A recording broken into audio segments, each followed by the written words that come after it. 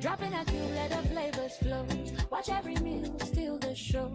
Terra, ooh, Terra. Aroma rising, filling the room, turning dinners a joy to consume. Terra, ooh, Terra. Terra Cube, unwrap joy, unleash taste. Golden Terra oil, pure soya oil. Golden Terra oil, pure soya oil. Rice or stew, beans or yam. Golden Terra oil, mix it right. Fry or grill, stir or flip. Taste and goodness hit the spot. Moms love shining through the meal. Nourishing food for family well-being. Indulge and wine with family too. Golden Terra oil, cares for you. Golden Terra oil, for pure love.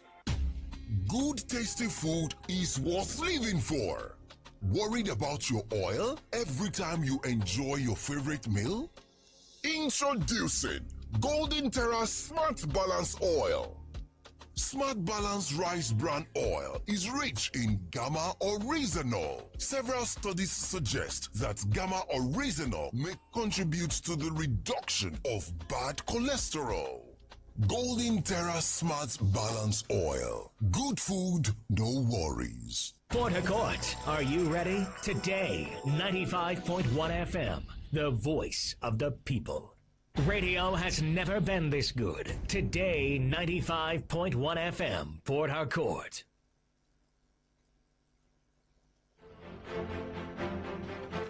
All right, a very good morning to you. It's a Gospelation show on Today 95.1 FM. Pastor Ambrose Salum sends his apologies. He won't be able to make it on the special session he has right here on Today 95.1 FM, the Gospelation show, from 8 a.m. through to 9 a.m. So he sends his apologies today. Actually, he planned to be here, but for some flight delays, he's unable to make it in the studio today. Next week, he is assured that he'll be here with a refreshing message for everyone listening that looks forward to that session. Also, he's announced that the mid-year Thanksgiving is not holding today. All right, a new date will be announced shortly. All right, stay with Today 95.1. So much more to come on the Gospelation show. I am Kelly Ikemenjima. Good morning.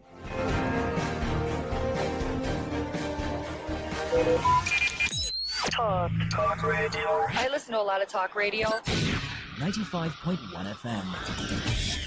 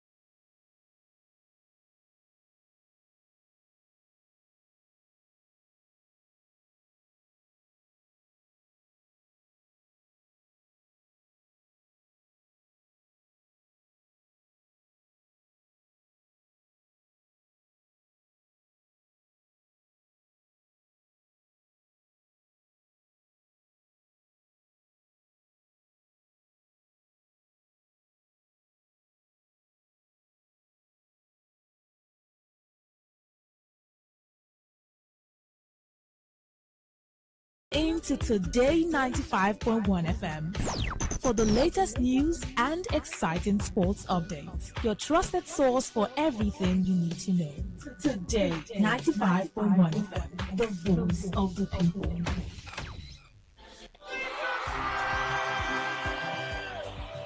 Throne of Grace Bible Church. Say make I invite the general public for our mid-year family Thanksgiving. Oh, yes, so now our mid-year family Thanksgiving. Where we tag, my set time has come. My set time has come. The date? Now Sunday, 5th of July 2026. Time go now 9 a.m. 9 a.m. for inside Throne of Grace Bible Church. Waiting for number 3, Road 3, and Martin New Layout Estate for inside Rukoku, beside Vondori School. For more information, make a call this number 0902 415 9478. Make I call them again 0902 415 9478. Now our mid-year family Thanksgiving. Our mid-year family Thanksgiving. Now celebration all the way.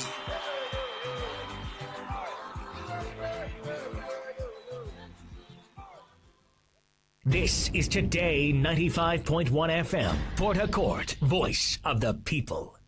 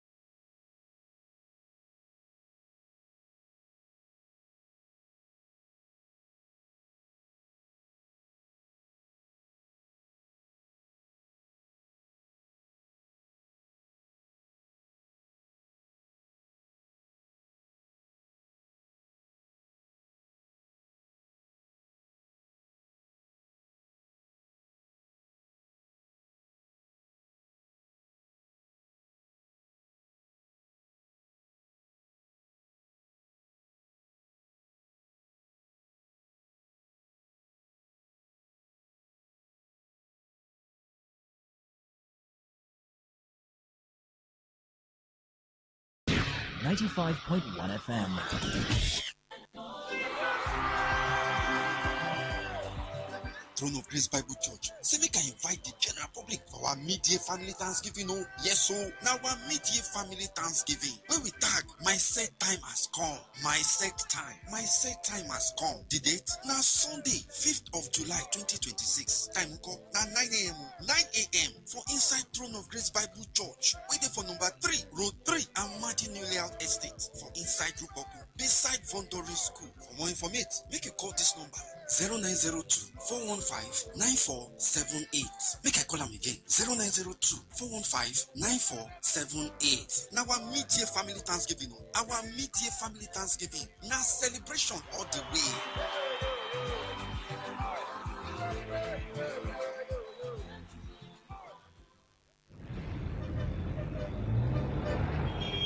Live from the Garden City of Port Harcourt, Nigeria. This is Today 95.1 FM.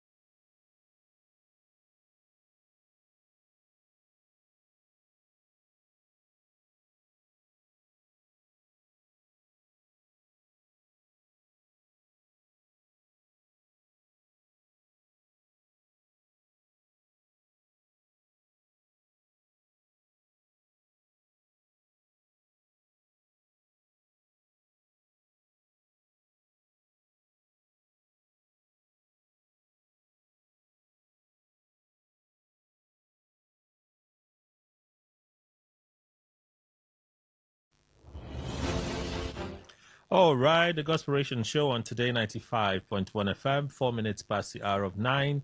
Welcome, everyone. The 28th of June, 2026. We're in the last Sunday of the month of June, 2026. So, a few days, I think that's on Wednesday. By Wednesday, we say welcome to the month of July. Let's just confirm that.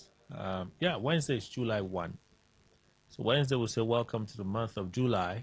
I hope it's been a good month for you. That is the month of June. We look forward to great things. But for now, let's continue.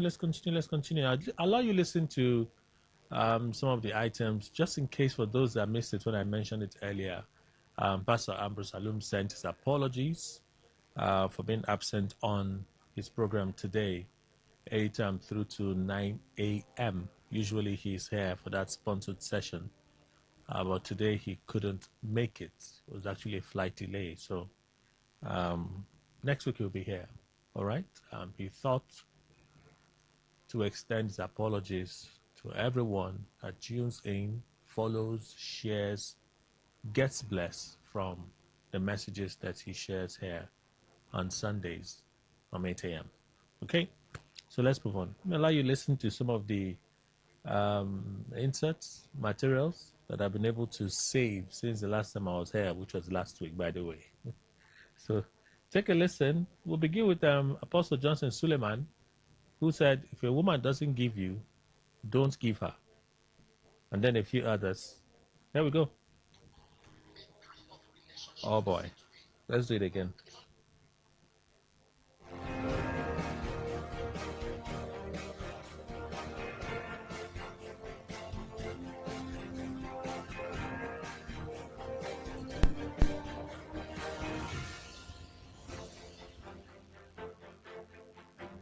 The kind of relationships we see today is all a mess and abuse of what connection is all about.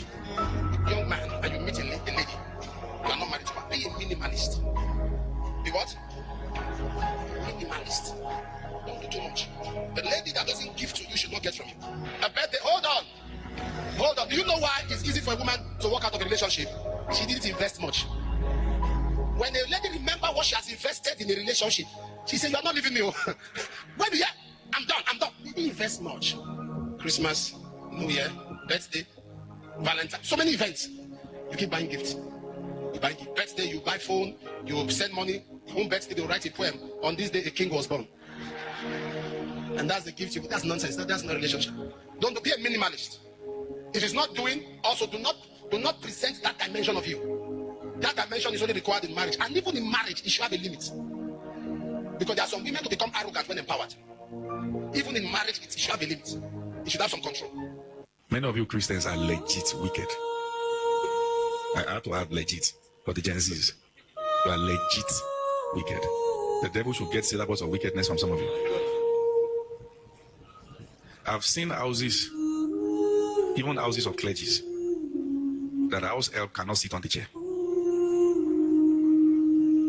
House help cannot sit on the chair. House help must be on the floor. I saw a video online years ago. The woman went to an eatery to eat with her children. They were eating nice meal, fried rice, chicken, and all that. And they gave us something I can't remember, and water. There are poor rich people. There are poor rich people. They have, but they are wretched. That was what Jesus said to one of them. He said, you have it in a record that you are rich, but I put it to you, you are wretched, you are naked. There are people that they should not die now. They will, if they go to heaven, they are entering naked. Their life has no eternal value. There's nothing they've done for posterity. There's nothing they've done beyond themselves. Everything is one, chop. And maybe the statement is true. Chop alone, die alone. Many of you began that thing from school. You are eating hot buns. Your friend come, you pocket it. Don't excuse wickedness in the name of tongues. Some of the tongue-speaking people are the most wicked. Go and be kind. Go and be what? Kind. Start from there. We like the sound of, revival. But I can show you. You want national transformation, pay attention to righteousness and justice. Pay attention to it. Pay attention to it. We are in a nation that people have served 30 years. 25 years, active service, in the military, in the police service, in government, and somebody will come and sit on their entitlement, and the person will go to a church for Thanksgiving. Don't sit in the congregation of the wicked. If you are wicked towards people and you give that money in church, that money is cursed. Be kind. If today you have a medical situation that God has given men wisdom to resolve, and whilst you are praying, you do not make use of that medical process, it's foolishness. If your wife is pregnant and in labor, and the doctors tell you her baby is breech and they need to have a cesarean, and you keep insisting, oh, my mother gave birth naturally, her grandmother gave birth naturally, my auntie gave birth naturally, she's lazy, she must give birth naturally, you're a criminal because you will commit murder. What is that? Foolishness. There's kingdom audacity, there's blind audacity, there's profane audacity, and etc. Kingdom audacity is based on the truth of the word that you know. Blind audacity is based on foolishness. When Daniel allowed himself to be thrown into the lion's den, he knew he was standing with God. And he knew that the only option he had was either to stand for the word of God and trust that God could deliver him, or stand against God. And that was worse for him. So in that case, he was ready to die defending the word of God. Now, when you have a man in Ibadan, just to prove to himself that the lion does not eat somebody, jump into the lion's den, what is that? It's foolishness. Yeah, because he willfully put himself in harm's way. Period. You're smart, you're brilliant, you're naturally endowed. You have exams, everybody expects you to get a first class because they know you have the ability. But you don't read. You don't even attend classes. You're doing fine boy, fine girl all across campus. And then 2 days to the exam, you start rustling through, and then you go into a panic. You're going to fail, and you will deserve it. God does not reward foolishness. But when a man of average grace, academically, decides God is people that are making first class, I am going to make first class, and does the rigor, puts effort in, reads the book, learns, makes friends with the smartest kids in class, does revision with them, is respectful of every lecturer, goes to help every time he needs help. He's not ashamed to ask anybody to explain anything to him. He's not caring about whether you say his trouser is short, his jeans is tattered, his father lives in a... All that one is your business. He will make that first class. Kingdom audacity is built differently. How many of you play computer games? Pastor Shola did this. I'm a mother of boys, so I know. Some of those games, when you're playing and you're moving, when you get to some places, what do you get? You get tokens, you get strengths, you get this. Now, you don't start out with everything you need for the journey, for you to complete the course, right? When you overcome a certain challenge, you get a reward. The reward is additional strength and ability for the next one. And the next one, that's your life. From the day God created you, knowing the beginning to the end, as the Bible tells us, he mapped out all the journey and he provided what will be required at every point of the need. As you get to each point and you have the audacity to take or to sit or to strive towards the things that are bigger than you, the resources that God provided for you there will appear. Who knew that all that David will need to kill a Goliath was the same sling and some stupid 5 stones that he would pick? But what was the difference between David and all the great warriors that refused to confront Goliath? The audacity to believe that God could deliver a giant that was God knows how many thousand times his size into his hands. Even the king thought he could not confront without the ammunition of war that they were used to using. And so when they gave him all their what? All their costume of war, as I will call it, he couldn't function in it. Why? That was not how the Lord had prepared him to have the victory. Only reason the songs that were sung about David as compared to Saul could come forward was because one had the courage to believe that God could deliver the enemy into his hand. And one, even though he was the king chosen by God with an army all available to him, but he forgot he had the God of the heavens. Was it David that killed Goliath? It was God that used David as a tool of evidence of his power, as he will with you in your journey. As you take every step and you have the audacity to attempt. And that's why sometimes you will attempt some things so many times it will look like it's not working.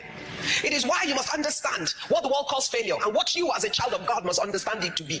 They shall be strong and they will do exploits. It is your knowing of God that in the seasons when you are convinced there's a path through and you are making the attempts and it doesn't seem to be working and everybody's telling you to give up on it and everybody's telling you to back up and everybody's telling you it's bigger than you and everybody's telling you it's impossible, but God has called you to this thing.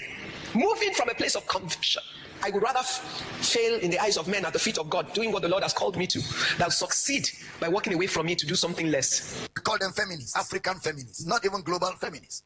Because actually the ideology of feminism is ladies fighting for equal rights in society, which is ideal. That's the standard idea of feminism, fighting for equal rights. Political offices equally shared, economic access equally shared, societal responsibility. It's a very wonderful ideology, and it should be like that. But African feminists go beyond that to no man can talk to me anyhow. No man can tell me what to do and what not to do. No man can tell me, but I'm believing God for a husband. See your face. Which man does God hate that he would dump to a rebellious being like you? Get ready to live alone. Am I teaching this morning? If a lady doesn't want to submit to a husband, don't marry. It's not a sin for you to be alone and die single. It's not a sin. Don't marry. Because if you marry, you will submit one way or the other. If you don't submit voluntarily, you will receive the right hand of fellowship and you will submit. How can you hate submission? First of all, salvation is submission. What is salvation? Talk to me. What is salvation? You submit all. It's no longer I, but Christ. That's submission. So when you have submitted to Christ, submitting to your husband is not going to be an issue. Any lady struggling with submission, she still has a problem with Christ. In fact, she's far from Christ. All right. So you listen to Apostle Justin Suleiman, the first one. The woman that doesn't give should not receive. And then you listen to Apostle Femi Lazarus talking about some Christians being really wicked. These are things that happen. If we want to tell ourselves the truth, these things happen, right? In fact, it happens in some of our homes. And then Pastor Mrs. Ibuku Awosika, that was the full message. So it starts off with foolishness. Some practices, she calls them foolishness. But the overall theme is the audacity of faith. The audacity of faith. That's the overall theme. So take it that you may have listened to a full message this morning, added to the one we shared earlier from Joyce Meyer. I think Joyce Meyer today will share two messages, a very short one. I think knowing yourself, how you love yourself, and then a second one, faith versus fear. Faith versus fear. Two in one, they just played back to back. One very short, the other one about 14 minutes. They all play together. Okay, so you listen to that and you just listen to another message right there. And after that, Pastor Abel Damina with African feminism. Be like say Damina a big para. I say, see your face. See your face.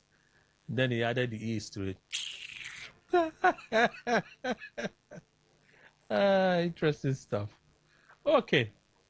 So there are two other things we'll listen to. They're together. All right. So one is from Pastor Osai, and then the other one is from Reverend Isaac Omolein. And both of them were really talking about the church. They're talking about pastors. They're talking about the church, talking about pastors. You'll listen to it in a bit, but I asked a question using what Reverend Omolein said. We no longer have Jesus's churches, but pastors' church. So it's becoming more of the man or the man that is seen rather than the one who is not seen, but is the actual showstopper. Right? So I asked a question. This is what I wanted to talk about. This is our school, if we may. Because even when we have these conversations, I too learn a lot. That's why I call this a school, a training ground. Do the constant attacks and rebukes from Pastor A to Pastor B and from people to pastors bother you? The constant attacks and rebukes from Pastor A to another and from people to pastors, do they bother you? That's our conversation, right? So as usual, our space is a civic space. In other words, we don't come here to haul insults. No, we talk so we can learn. We're not here to abuse this pastor, call this pastor this name or that name. The moment you do it, I just disengage. Go to the next person. I think a lot of persons now understand This is a proper learning ground. There are ethics here. And one of them is that no matter how angry you are, you cannot be vile in this place. No, you cannot. Because that way, we will not learn. I'm sure you agree. So let's listen first to Pastor Osai, and after that, we'll listen to Reverend Isaac Omolei. Let's begin. I saw an argument of pastors in my country, and I knew we were falling. I said, Lord, have mercy on us. I discovered why our nation is where it is today. We did it. We are wicked people. Those of us on the pulpit, we are wicked. We are wicked. We've not allowed him gain. I'm looking for an opportunity to go to Nigeria and tell the nation what Jesus told me. Jesus is not happy. He's not happy first with the church, the leaders. He's not happy with the nation. We pastors have ensured that he will never gain. It's about what we can get. Someone called me the other day. A very high-ranking pastor in my nation checked into a hotel, and that's how ladies will be going to be sleeping with him. For 2 weeks, the hotel people had to tell the pastor, please, can you go? Just go. So the hotel people, they were Christians among them. They went to persuade him to leave. Hotel people, they make money from people coming. But because he has insisted that Jesus will not gain. If you raise it up and say, oh, fornication has destroyed the fortunes of the gospel in this nation, people will call you and insult you and say you are the son of darkness. Because they are bent on seeing that Jesus does not gain. When you rise up and speak for the kingdom, it's envy. You are caught up in envy. People doing all kinds of things. And I have apostolic authority. Are you there? Yes, to address matters, issues. I have that authority from Jesus. I speak for him, and I will die for him. And when it is done, when all of this is done, in the days that are to come, that's when the rank of men will be truly known. And your rank will be according to how much he was able to gain from the Bible. Because on the cross, he lost. He lost everything. May he gain. A complaint was given to me by one of the leading churches in this country with me that I should handle. How do I handle? A senior pastor up there impregnated a girl down there. And when the pregnancy was coming out, the pastor decided to eliminate the girl and the pregnancy to cover evidence. And he's still preaching on Sunday. He's also the one that buried the girl. He's also the one that helped the parents to organize the funeral.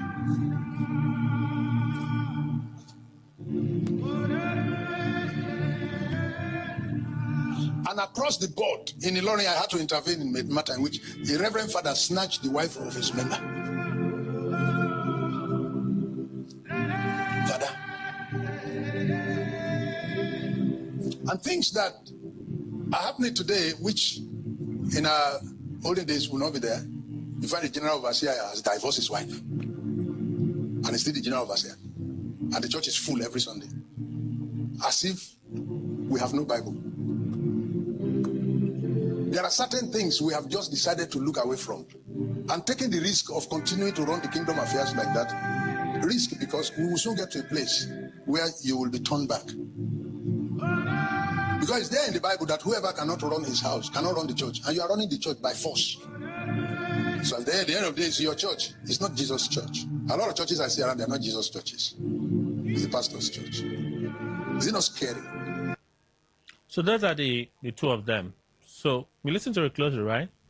Their positions. Or say he talks about a certain pastor, things that are being done by pastors and how it is sending a kind of message, all right, to the rest of the body of Christ. You listen to that. Then you listen to Reverend Omolei share his own experience, different things. So do they bother you? These maybe call out, maybe not attacks, just a call out on social media, of course, when people, those ones they attack. Those ones they attack. Do they bother you? All of those things, do they bother you?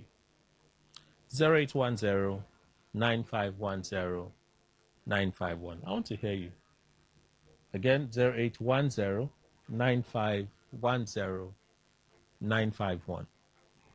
To send a message, 0701-9339-962. Again, 0701-9339-962. For messages, traditional SMS via WhatsApp, that's text via WhatsApp, and then voice message you can send. Please keep your voice messages within 60 seconds. Yes, we can do it for this one, 60 seconds.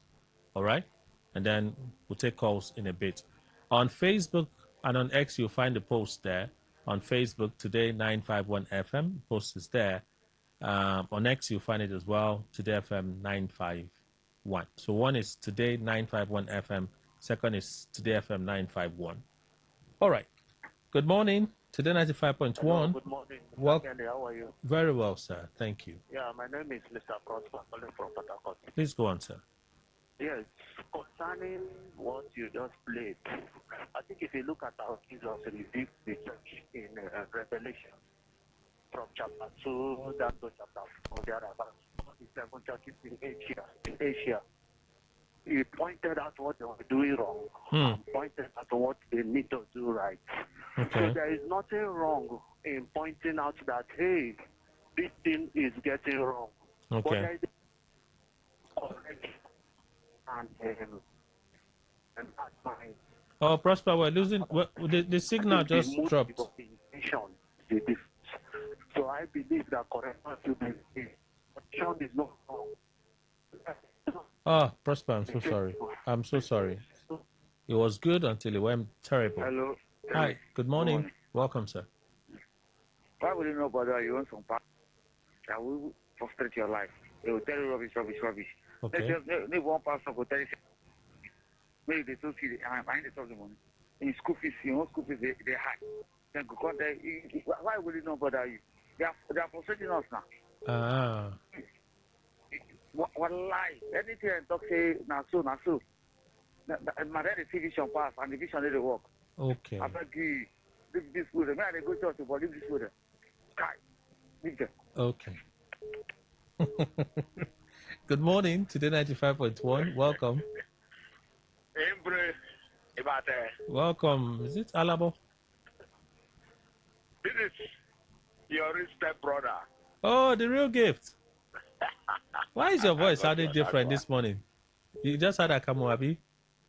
I never eat, though. At the condition of the topic where you carry come, I won't take no now. Well, believe me. Maybe when I find your granddaughter, I'll ask her. Okay. Welcome, sir. My stepbrother, Chief K. Sir? It bothers me more than bottom. Okay. Because as a Christian, when issues like this go around, you are diminishing the word Christianity. Yes, Christ-like is supposed to be in you, the individual. But don't forget the umbrella that covers that individual also. Okay. You see, they say a person will be close to you, and I'm going to tell you, say, your mouth did smell, so that you go fit adjust when you go to public. So for me, I believe that when amongst themselves, they point out the faults of one another, if indeed they are sincere, that it's all about the heavenly race, then they will take corrections. Okay.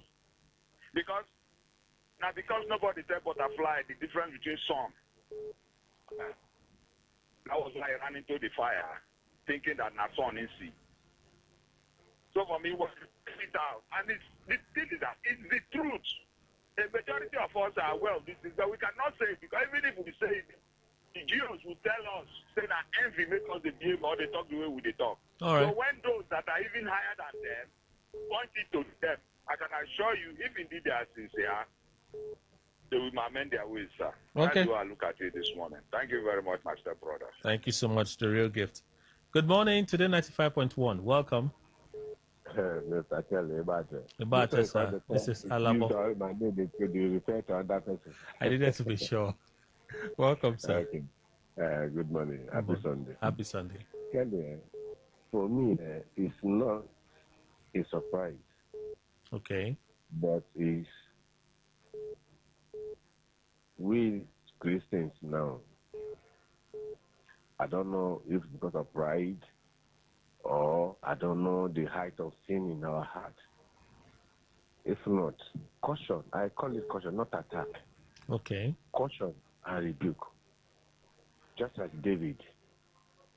But today, if we being cautioned, we say we take it as rebel or to cover our sins. And tell me how God will forgive us when we cannot realize and repent from our sins. And how, if we are not we don't accept our sins, our mistakes, how can we change? Like me now, my father called me Owuso, and I fought a lot. Yes. I won't complain about it. Why would he call you Owuso? Peresha. You know, Zamaki Owuso, you know what it means if we explain it. It's not the king's fighter or something. Yes. To fight for a right. Okay. And at the end of the day, I realized why he called me that. But to the point, I said no.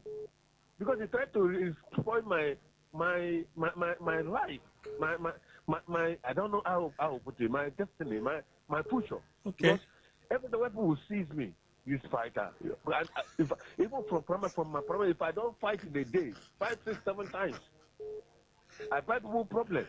To a certain stage, I have to change because I see that people are talking about it and it's spoiling my name, my career. Yeah. Yes, I have to change. So caution is not a bad thing, but today, if you caution Christian, it becomes a problem. It becomes, I don't know whether pride, I don't just understand. All right. But for me, caution is not a bad thing. All right. Rather, if anybody does not caution you, that doesn't hate you. Okay. That's how I see it.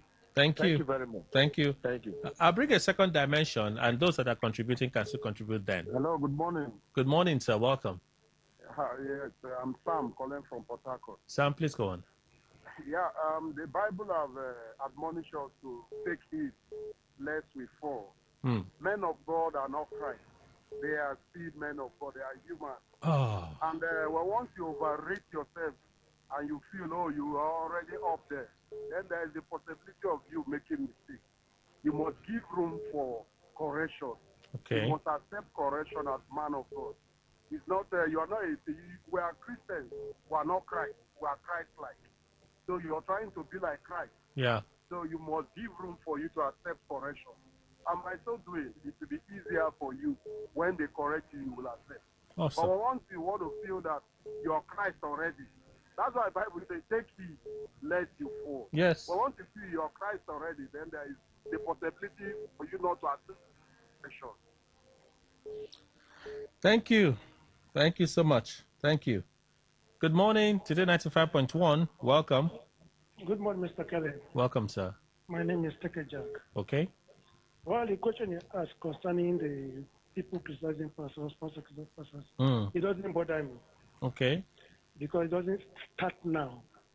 Even in the Bible, there was such. I remember somewhere in I think Acts of Apostle where Paul cautioned and admonished Peter when he was to be dealing, when he said the Gentiles, when he said the Jews, he behaved the other way around. You understand? Though it's good sometimes to criticize, but with constructively. And the Bible says, who are you to judge another man's servant?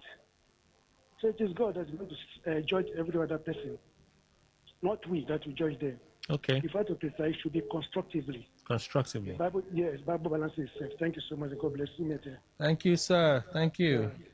Good morning. Today 95.1. Welcome.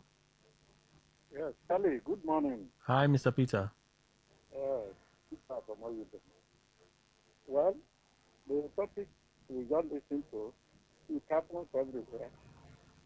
Right under my nose here, it happens. Well, they've been married for a very long time, have grown-up children. They built the church, did everything. It was time for them to sit down and enjoy what they're putting in place.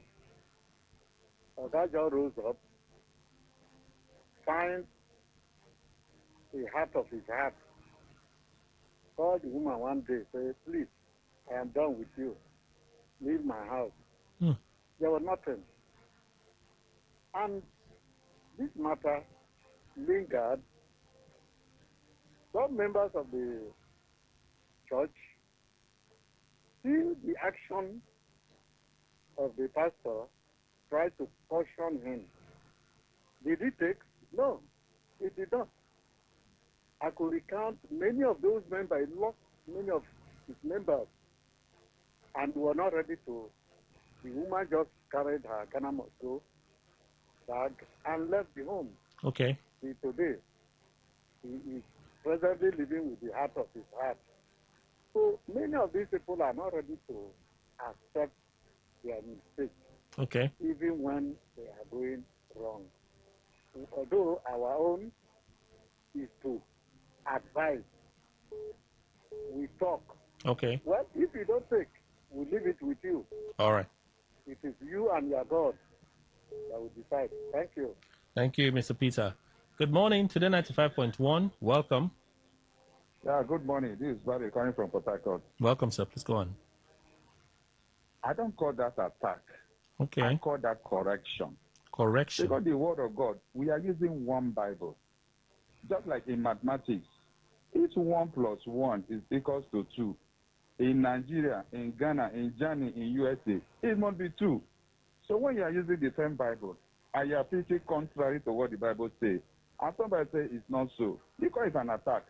Like I had one pastor say, what Adam and Eve did in the Garden of Eden, that God said they drive them away, they did not pay tithe, they touched their tithe. Another pastor said, no, there was nothing like tithe then. The other pastor said, you're attacking me. That is not an attack, that is a correction. There is a lot of controversy in the body of Christ. I heard many pastors saying contrary to the Bible. And when that pastor is correcting them, they say, why are you attacking me? I don't call that attack. It's just a correction. Thank you very much. Thank you. So let's do another call, then read some messages. Good morning, Today 95.1. Morning. How are you, Kelly? Very well, thank you, sir. Happy Sunday. I'm Seller West. This topic is very vital, you know. Something happened to me sometime last year, okay? I lost my mother, and it's a deepness in the church. And one of the people that brought that church into Port Harcourt worked very hard to establish a lot of parishes. Now she died. And the church is telling me that they cannot bury the woman. They don't have money. I said, not that you don't have money, but at least you play a role. Before this woman died, in fact, when she died, I contacted the church. It took them 1 week to visit, the most senior person in that parish. So I started wondering, on the preparation of the burial, so one of my aunties who doesn't take care of them talked to the pastor, said, look, it's a lie. I'm a member of this church. The parish normally bury somebody who have worked so hard for the church. So this is why we are talking. Where did you brought this? So we started calling senior pastors of the various provinces. So when they started cautioning the man, the man picked quarrel and say, okay, we will see. The church is not going to play a role. But finally, to cut the story short, we buried my mother, and the man swear that he's a man of God. He will do me this. I said, you can't do me nothing. Okay. You will do me nothing. All right. You are just a human being like me. So all the causes he was swearing that he opening the valve. In fact, on the burial day, he wanted to be funny. I said, if you do funny thing now, you go collect you. All right. I don't care. All right. So it's quite a pity that sometimes they assume the role of God or Jesus. Okay. They are not. They should know their boundaries. We are all heirs in Christ. We are all royal priesthood. That's what the Bible told us. You are the head. Others are walking in other vineyards. All right, Seller West. All walking to the glory of God. All right. So, my brother, they should take caution. Yeah, thank you. It's caution. All right. Good morning, Today 95.1. Welcome. Hello. I recall back here. No, I don't allow that. Once you've called, you have called. Anything that you have to say, you have said it. That's a general principle here. All right, I'm not bothered at all because Bible already says in the last days these things will even increase. One Abia State popular bishop, Sextap, is that his name? With his female members and different women have been trending online. Okay, since this week and more are still coming out. It is now a known fact that so many native doctors and bad guys are now in the altar as self-acclaimed men of God. Let them keep criticizing themselves. I'm not bothered at all. If a wisdom from Rukboku. Jay, you deleted a message. Okay, maybe you want to redo it. The Bible is for reproof, for correction in love. I think if a pastor is going off track, they can be pointed to the right direction using scriptural references. Then, Let them choose to accept or reject. Mina in Eleme, that's your contribution. Thank you so much, Mina. So maybe the contributions on Facebook, it's a little different. There are people there, they have a mind of their own. So let's see if we can take some of those contributions for Facebook. Sunday as well, the call in pastors is to shepherd God's people. The truth, shepherd God's people with the truth, build up the body of Christ, not to tear down fellow ministers of the gospel. While pastors may sincerely disagree on certain doctrines, he's touching it now, on certain doctrines or ministry practices, those differences should be handled with humility, wisdom, and love rather than public attacks. You see, he touched on something that has just stayed on my heart. Chibu Naikemba said some even name the church after their name or children. Okay. Adeojib says the man made a good statement with evidence of fact. Okay. Today, churches have become a business for unjust pastors. Unjust pastors. Basi Godfred said, very true. Reverend Isaac Omole is correct. Okay. Chile Edwin, he only said what I knew before him from when the billboards portrayed the pictures of the okay, Chile Edwin, you're on red lines here. So let me just leave you. Okay, so I was gonna drop a second one, which is still in line. Somebody just mentioned it now, doctrines.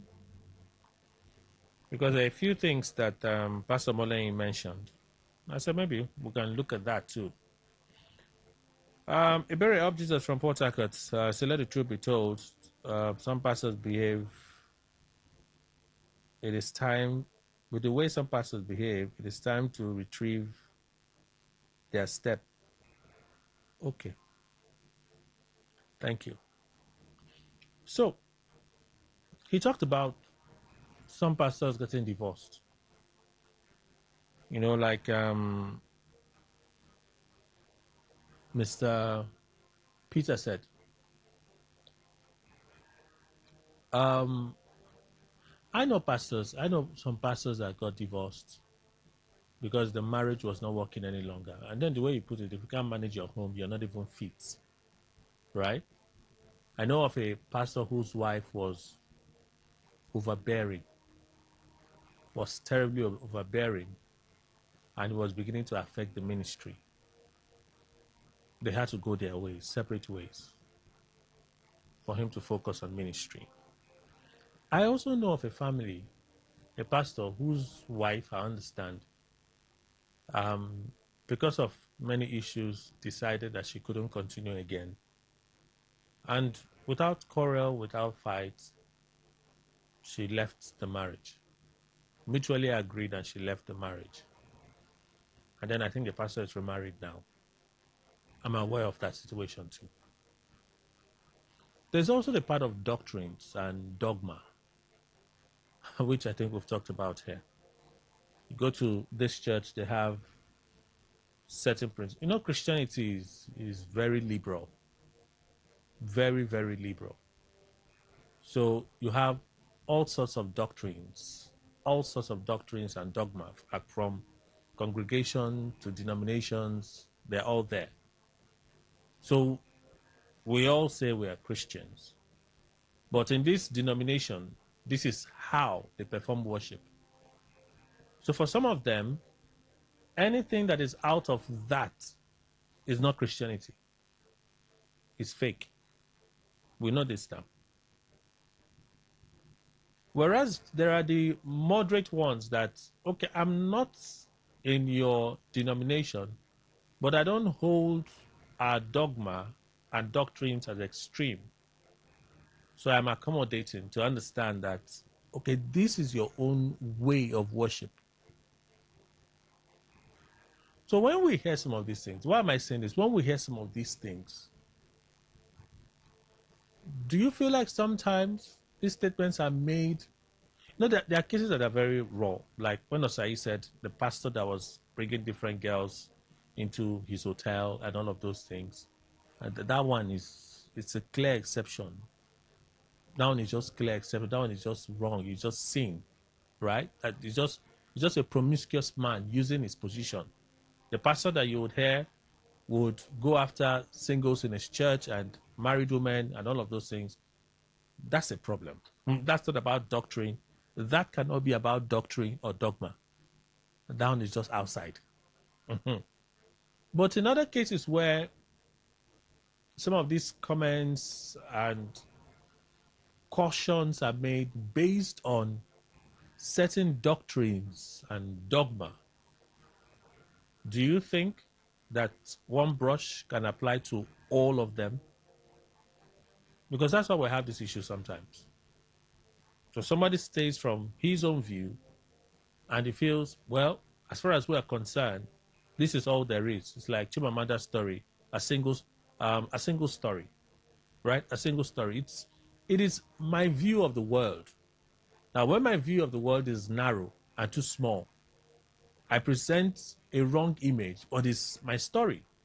So those that are also not exposed do not know. When they read my story, they assume that that is what the world is about.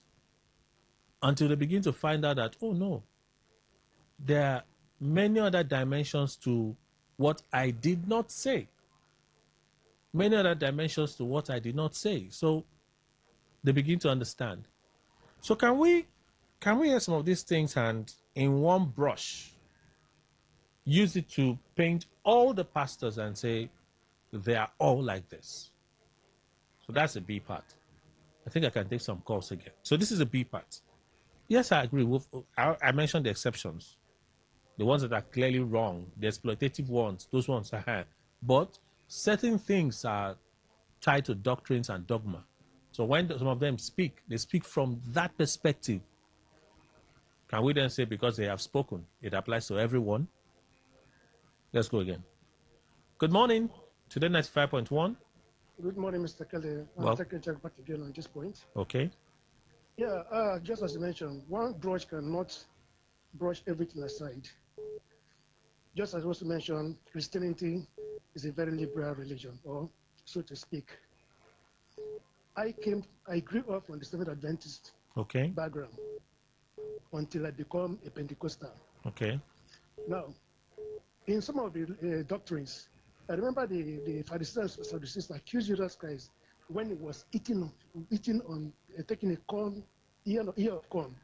They accused him and used the same word to counter them. So because you are not doing anything on Saturday or Sabbath, day does not mean the other person is tied down to that law. No. Doctrine will not take anybody to heaven. It's clearly open in the scripture. I don't have the quotation. It's clearly open. Doctrine is just to guide us. So if you believe in this doctrine, beautiful, go ahead with it. As long as it's in line with the scripture. But don't judge the other man that he doesn't practice that doctrine. Same doctrine. Yeah, if you don't, because you don't eat bitter leaf does not mean those that eat bitter leaf are suffering. Thank you, sir. Thank you. Hello, good morning. Today 95.1. Welcome. Hello, Kelly. Good morning. Morning, sir. Okay. Kelly, I like to take our mind back to who God is and the inspirations he gave, and then the new painting of man. Marriage, God said, is for better or for worse, so that his mindset of creating his world will be fulfilled. If you are suffering, stay there and suffer. God knows why. After all, he says, I will punish those that I will punish. Okay. I will punish with sickness, poverty, and diseases. Okay. God said it in the Bible. He did it to many of his righteous ones that he even called his friends. You understand? You will do something, say, yes, you have asked for forgiveness, but then for this thing you did at this so time, I will punish you. So it is purely God. And the generality of the Israelites, God will put them into pestilence, into wars, for them to know that he is God. So marriage or Christianity cannot be said to be liberal now. No. It has to be that which God intended ab initio. Okay, which is? I don't know if you're told. Which is? That marriage is for better or for worse. What Okay. we should now have on, you as a journalist, I love you guys, but sometimes there's deviation. The way the youth are growing up today is not the right way. Like my own daughters, I tell them, listen, you don't have to grow with anger. From the house, I start managing their emotions and temperament so that when they go to their husband's house, they will not overflare, overdo things. Okay, so while you're doing what you're doing for your daughters, are you sure that the man they would marry, the parents are doing same for them? Exactly, you have a very great point that I have even told my children. It's not a joke. If possible, marry outside. You understand? Let the person be a pure Catholic who has been groomed in the Catholic form. All right. You know, manage his anger very well, All and right. let him not be somebody who So will. so Catholics don't get angry. No, they do, but there's a way they manage things.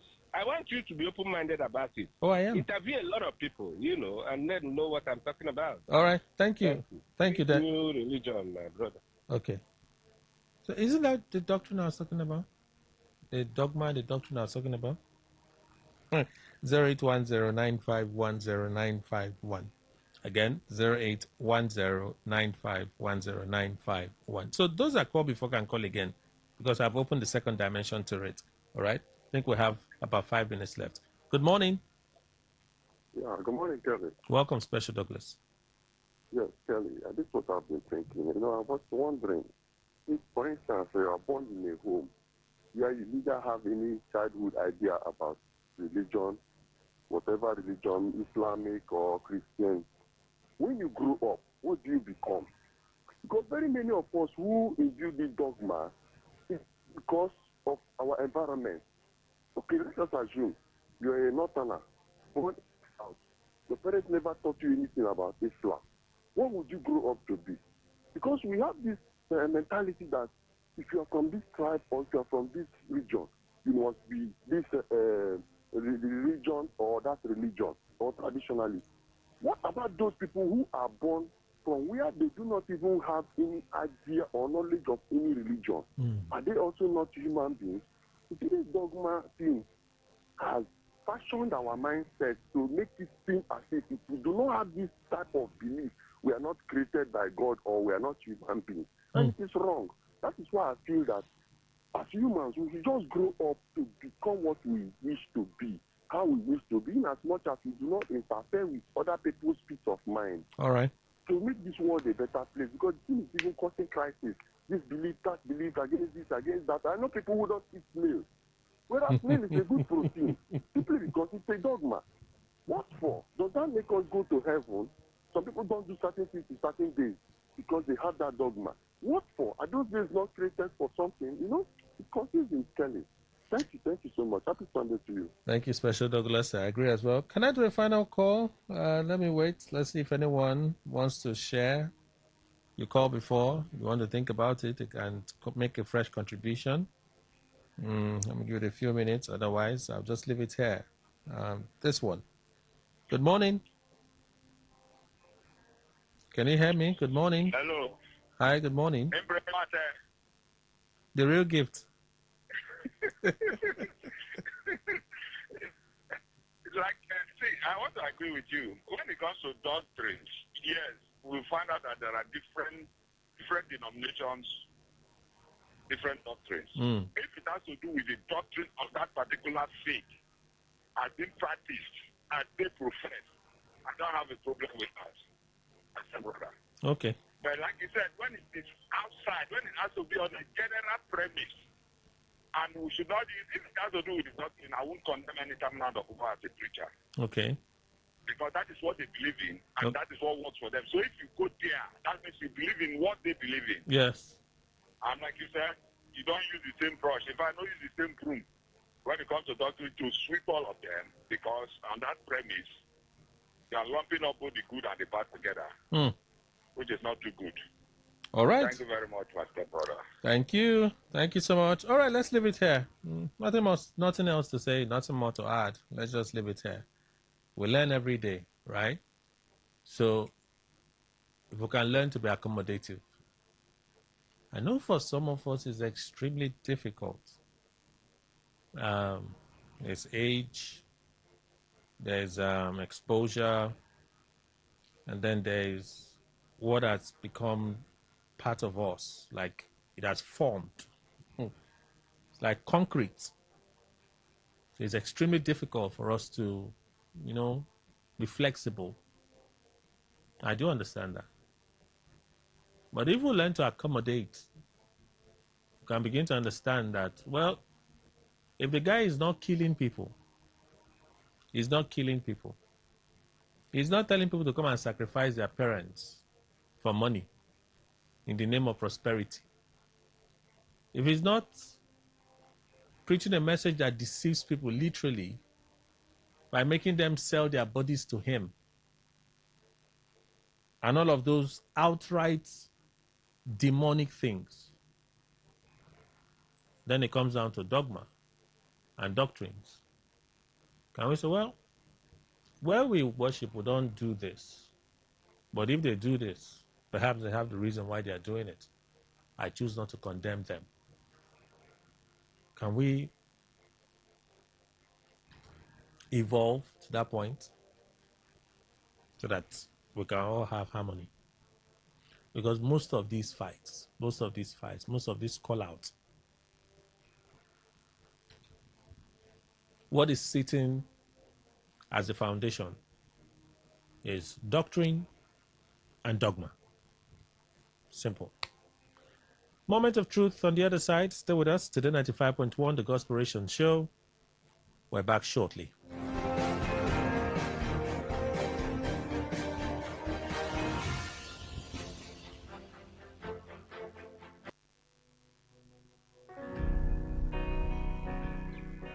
Port Harcourt, are you ready? Today, 95.1 FM, the voice of the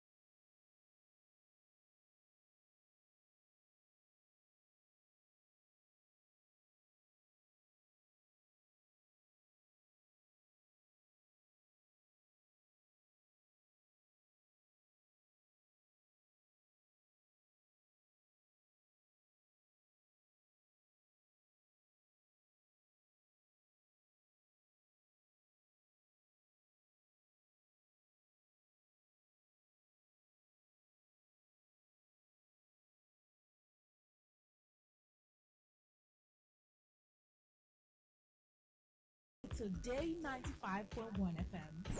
For the latest news, insightful talk, and exciting sports updates. Your trusted source for everything you need to know. Today 95.1 FM. The voice of the people.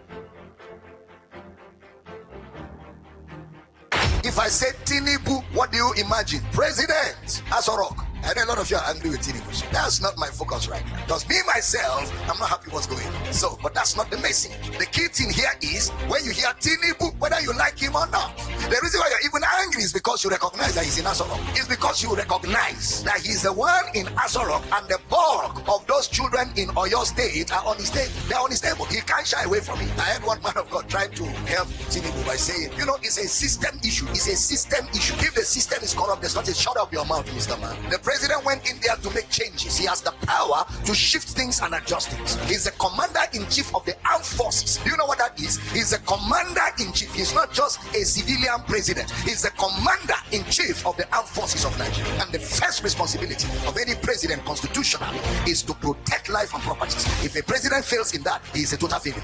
That's why Jesus will say, I give unto you eternal life. No one can take you out of my hand. He says he's able to save to the uttermost those who come to God by seeing he ever lived to make intercession. What Jesus is saying is no one can molest the territorial integrity of my salvation. When I save you, I keep you. I secure you, even you cannot jump out.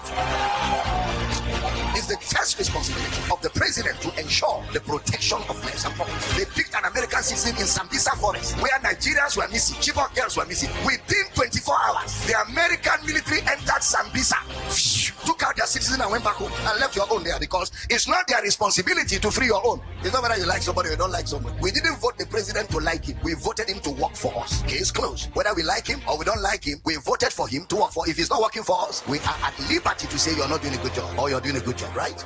I pray for this country, but prayer alone is not enough. We pray to take care of demonic interferences, but we need compassionate, intelligent men who are resolute to interpret what we have prayed about. It's a shame that a general in Nigeria, a general in the army was kidnapped, not a bloody civilian, Nigerian army retired general, and killed him in exile inside Nigeria. Children are being carried from schools, 1 school, 2 school, 3 school, 4 school, 5 school. The government need to wake up quickly and do the needful. What is happening in Nigeria is beyond election. It calls for everybody standing up. Let's do something quickly because election is next year. Between now and next year, what happens? Any government that cannot secure property and lives is a failed government. That's the first responsibility of government by the Constitution of the Federal Republic. The president, the senators, and the House of Rep members. If they can't secure Nigeria, all of them, they are failures. All of them. It's beyond answering honorable when there's nothing honorable about them. Cast my mind back to the Nigeria of 1986, the Nigeria of 1987, 88, 89, 90, 91, where you can wake up by 2 a.m., enter your car and hit the road to any part of Nigeria, and people are greeting you everywhere. You're not even thinking. Even common thieves were not available. Travel freely. Beauty of this nation. I will leave just 6 p.m. and arrive Uyo 6 a.m. I will leave Uyo 5:30 in the evening and arrive just 5 a.m.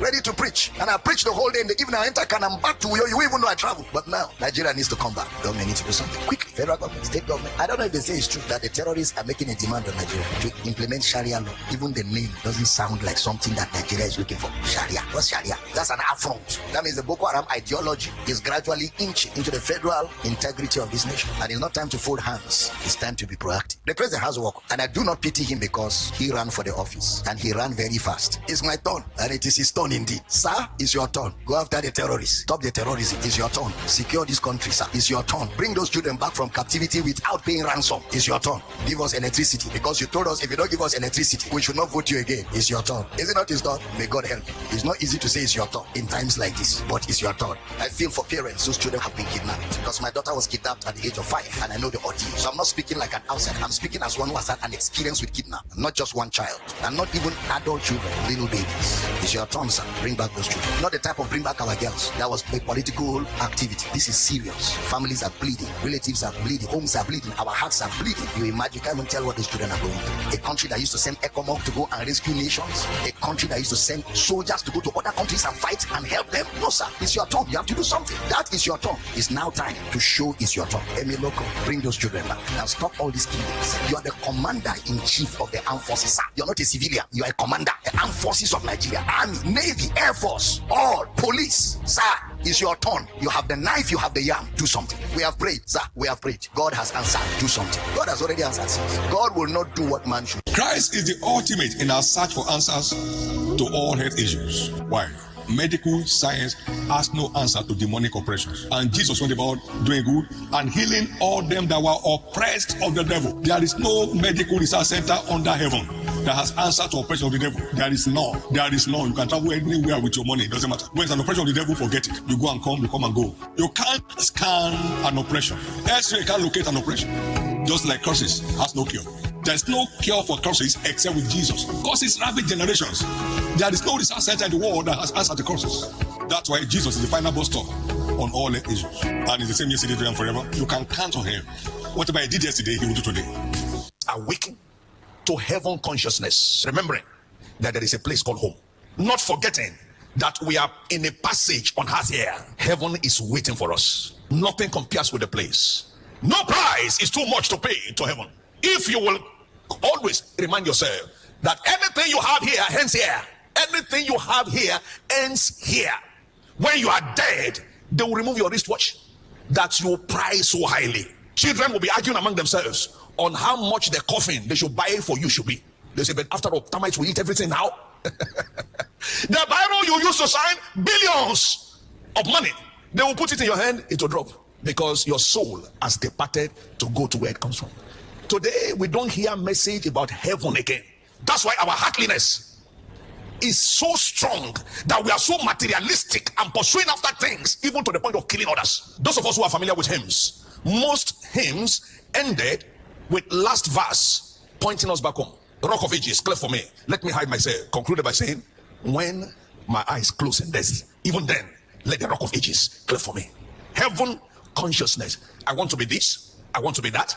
I want to have this. There is no crime in having things. By the grace of God, I have a few things. But I don't let the things get my attention from God. There are people who kill for gold today. Don't let things get your attention to forget that there is a better place waiting for you called heaven. Wake up to loving God and desiring more of God. More of you, Lord. More of you, Lord. More of you, Lord. Today we talk of more of things.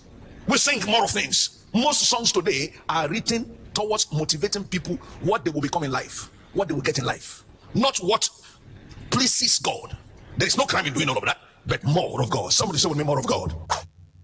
All right, so you listen to, I think just three of them. You listen to Pastor Abel Damina, the duty of the president. Okay, that one. And after that, we listen to Bishop Oyedepo speak on the shortcomings of medical science. Medical science cannot solve demonic oppression. And I know there are some people that say demons don't exist. It is only in our minds. No problem. No problem. Not at all. So you listen to Bishop Oyedepo there. And then lastly, you listen to Bishop David Abioye of the Conquerors Assembly speaking on we no longer teach messages about heaven. It's all about what we can acquire here on the earth. Okay, so those are the three we're able to share with you for this segment. A few days ago, CC Weiner shared his post on X. 42 years, what a gift. Today we're celebrating God's faithfulness, His goodness, and the beautiful journey He has carried us through together. God has been so good. Happy anniversary to us, and happy anniversary to everyone celebrating love today. So that's CC Winans in the frame here. It's actually a video of herself and her husband. So they are celebrating 42 years together as man and wife. It's 42 years. I remember when I was much younger, someone told me that CC Winans was divorced. Yeah, actually, someone told me CC Winans was divorced. And I believed the person. And then as I started growing older, and then I could do research and read stuff, when I started growing my base, my data bank, I knew that information was faulty. I'm like, whoa, she ain't divorced. She's very much married. 42 years. That's beautiful. Absolutely beautiful. All right, so let's help someone. Two stories today. They're not long stories, they are short stories, so can help them real quick. I find the second one a bit tricky, but like many of the stories that we've shared here, there's there have there have been solutions. Yeah. For those that understand what just happened. Because people think English is easy. English is not easy. There's so much calculation in speaking English. All right. So this is the first story. My dad left me when I was just a kid, and now he's asking me to look after him. When I was only 3 years old, my mom passed away during childbirth, along with my little sister. So I was left in the care of my father until I was 4 years old. That's just about 1 year. At that point, he left me with my great-grandma and moved to the United States, saying he wanted to make a better life for us. But after that, I never heard from him again. My great-grandma was really old and didn't have much, so my childhood was very difficult. Despite all that, it was the best part of my childhood. So when I was 11, my great-grandma died, and I was sent to an orphanage until I became an adult. Wow. Those years were really sad, and bad things happened to me. I always hoped my dad would come and take me out of there, but that never happened. Now I'm 36 years old, and I got a call from a man who identifies himself as my father and is asking for forgiveness. It turns out he is sick, he has no one to take care of him, and he doesn't have the money for a ticket back to our home country where I have always lived. Right now I'm doing okay financially, but I don't feel like I should have to take care of him, even if he's my dad. What do you think? Right now I'm doing okay financially, but I don't feel I should have to take care of him, even if he's my dad. What do you think? That's the first one. Second one, I have a 15-year-old daughter. I separated from her father when she was 7. And since then, I have not had a serious partner because I was afraid to bring someone home. But for a year now, I've been dating a good man who respects me and loves me. 2 months ago, he proposed that we move in together. I resisted at first, but at the end, I decided to accept and follow the advice of my family. Because my daughter will start her own family in a few years, and I'll be on my own. So we've been living together for a month now. Good thing it's a month. And he has a 17-year-old son who also moved in with us because my boyfriend has custody. He's a good boy. I really have no complaints. But no one knows that I have cameras in my daughter's room. And yesterday, I found out that my daughter and my boyfriend's son are having a romance. I felt sick when I saw the images. I know they are both teenagers and have raging hormones, but my daughter is still very young for that. I have a feeling that this is not going to end well. I am thinking of asking my boyfriend to leave my house and end my relationship with him. It saddens me because my boyfriend is a good man, but I have to protect my daughter. Opinions, please. I am thinking of asking my boyfriend to leave my house and end my relationship with him. It saddens me because my boyfriend is a good man, but I have to protect my daughter. Opinions, please. So those are the stories, 2 of them. 0810951091. Again, 0810951091. So that's the number to call. For messages, 0701 9339 962. Again, 0701 9339 962. Text via WhatsApp, voice message via WhatsApp. Feel free to send to the number I just called. And then on Facebook at Today951 FM. You'll see the post there. We'd like your contributions too. Good morning, Today 95.1. Welcome. Thank you, Kelly. Dr. Dennis again. Please go on, sir. Kelly, what I will have to say for the first one, eh? Yes. I think I would like to have an encounter with you so that we leave some of the things I say. We pay for our sins here, but people don't understand. There is reincarnation. I will prove it to you. I will tell you some of the things that will happen to you in the next 10 years, next 20 years, you personally, so that you begin to believe. Okay. There's an Igbo saying that, Omemanamachia ekwem, onyota atakwalia. If you begin to do certain things and you cannot succeed, and it is maybe your incarnate issue, let nobody blame you. Okay. The man thought he would make a better life abroad. It didn't work out. If Hello? We lost the call. So I think it's Dr. Dennis. Please call back, yeah? Hello, good morning. Today 95.1. Welcome. Yes, Kelly. Mr. Peter from Oibo. Yes, so, well, for your first story, let me take the second story first. Okay. The one of the teenagers. Yes. Madam, do not end your marriage. They're not married, though. They're just cohabiting. Yes. They are thinking of marriage now. Okay. Yes. You have said the man is a good man. You sit down with your boyfriend or husband to be. Bring this matter to his own knowledge. Both of you should share ideas. But I will suggest that you, if you have where to take your daughter to, don't you have a sister? Don't you have relations? Good relations. Not that you will just abandon her. You will take good care of her. Okay. While she is there. From what you are talking, from your explanation, it's like you are doing well.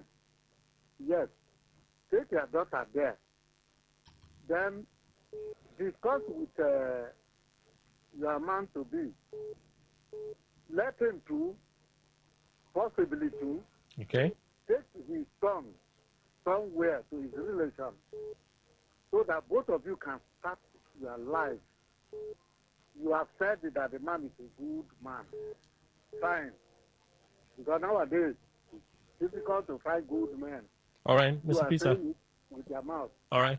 The first story. Quickly. The first story. Yeah. Yes. Well, my dear, I know your father left you at a very tender age. But it is true that it was your father that brought you to this world. There is no way you can do. You cannot deny him. You have said that you are stable, financially stable. So do whatever you know you can do to bring your father back home. All right. We don't pay evil for evil. All right. That is my advice. Thank you. Good morning. Today 95.1. Welcome. Lucky I came back. Okay. Yeah, almost what this man is said, that young man should take his father. It's his responsibility. Whether he took care of him or not. He had good intentions, but somehow it didn't work. If we get information that he was living a frivolous life and then that's why he couldn't make it, then it's a different ballgame. All right. But for now, let him take care of his father. If he doesn't, he will get it back in future. It will still be in that family revolving. Then on the woman, that's what I talk about, talking more. My children today, they rely on me. Daddy, what about this? Daddy, what do you say about this? Because I keep talking. And my own father kept talking. And that's why I am who I am today. You understand? So the truth is that these are adolescents, they are coming up. Naturally, their emotions will run wild. But the truth is, if you keep talking, if you have kept talking, that's why I emphasize on catechism. Catechism. It helped me bring up my 7 children. I didn't have to sit down talking. Catechism did quite a lot. All right. A child who would have attended the Catholic catechism that will now go to take his stepsister.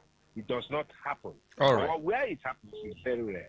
Thank you very much. Thank you, Dr. Dennis. Today 95.1. Good morning. Hello, Mr. Kelly. Good morning. Hi, Mr. Reginald. Welcome. Yeah, let me dwell on the second issue. I think it's very simple. Very simple. Now that the woman has discovered what is going on between the daughter and the husband to this son, and for now, the husband to do is not aware of this discovery. I think it's important that both of them should sit together, discuss about it, and then find a way to put an end to it. If possible, separate them. Let your daughter stay somewhere on her own, and let the young man also do the same thing. Because gradually, they are getting up to an adult. Okay. They are now within 15, 16 years. In less than 3 years now, they will be 18 years, which means if they get up to 18 years now, they will be able to maybe take second decision on their own. All right, Reginald. And the third decision will not be okay for both of them to be together. So we should discuss it and then find a way. Okay. Before it will be too late. Since the man is a good man. Well, I think you spent some time on this. Are you ready to the second one so I can move on? No. Yeah, you can move on. All right. Thank you, Reginald. I think I saw a message just moments ago. Let me read this one. For me, the man whom his father, it's a woman actually, it's a woman the father abandoned. She should forgive and try to accept him back and understand that God is the author of forgiveness. And for the woman, she should simply tell the man for the son to leave the house because it's her home, saying she loves him. Kelly from Port Harcourt, that's your contribution. Thank you. Good morning. Today 95.1. Welcome. Yeah, good morning, Dr. Kelly from Port Harcourt. No, so please go on. Yeah, that the girl that the father left when she was small. Yes. But you know, Pastor, I think on earth, everyone has a cross and has a story to tell. I think you should look after his father. Okay. That is, yeah. Then the other one about the teenagers. The relationship they have, they have a child. So you should be able to. There's a caller that call. You should call attention of the man.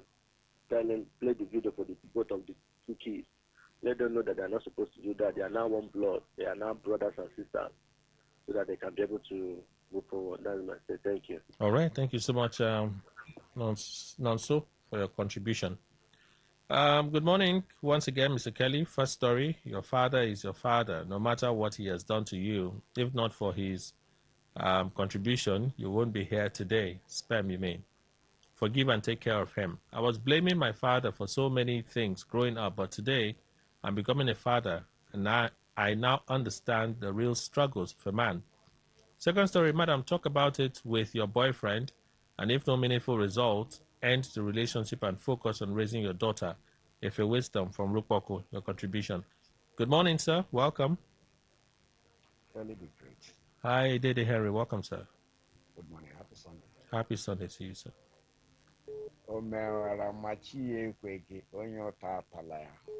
From Dr. Dennis, you won't understand because it's not your language, but it's a very deep talk. Okay.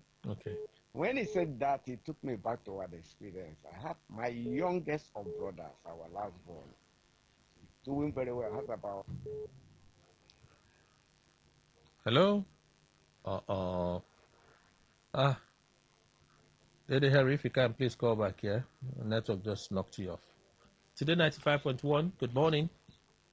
Good morning. Welcome, sir. Yeah, this is Mr. Christmas calling from Ahoda. That's an interesting name. I want to talk about the lady that is cohabiting with the boyfriend. Yes. There is one simple thing about nature. For her to understand the husband or the man to be that she's living with, the man must be tested, because who knows if the child is the chip of the old block. Let her talk with the man privately without showing video. and then allow the man to react. His reaction will determine if you are one and the same person.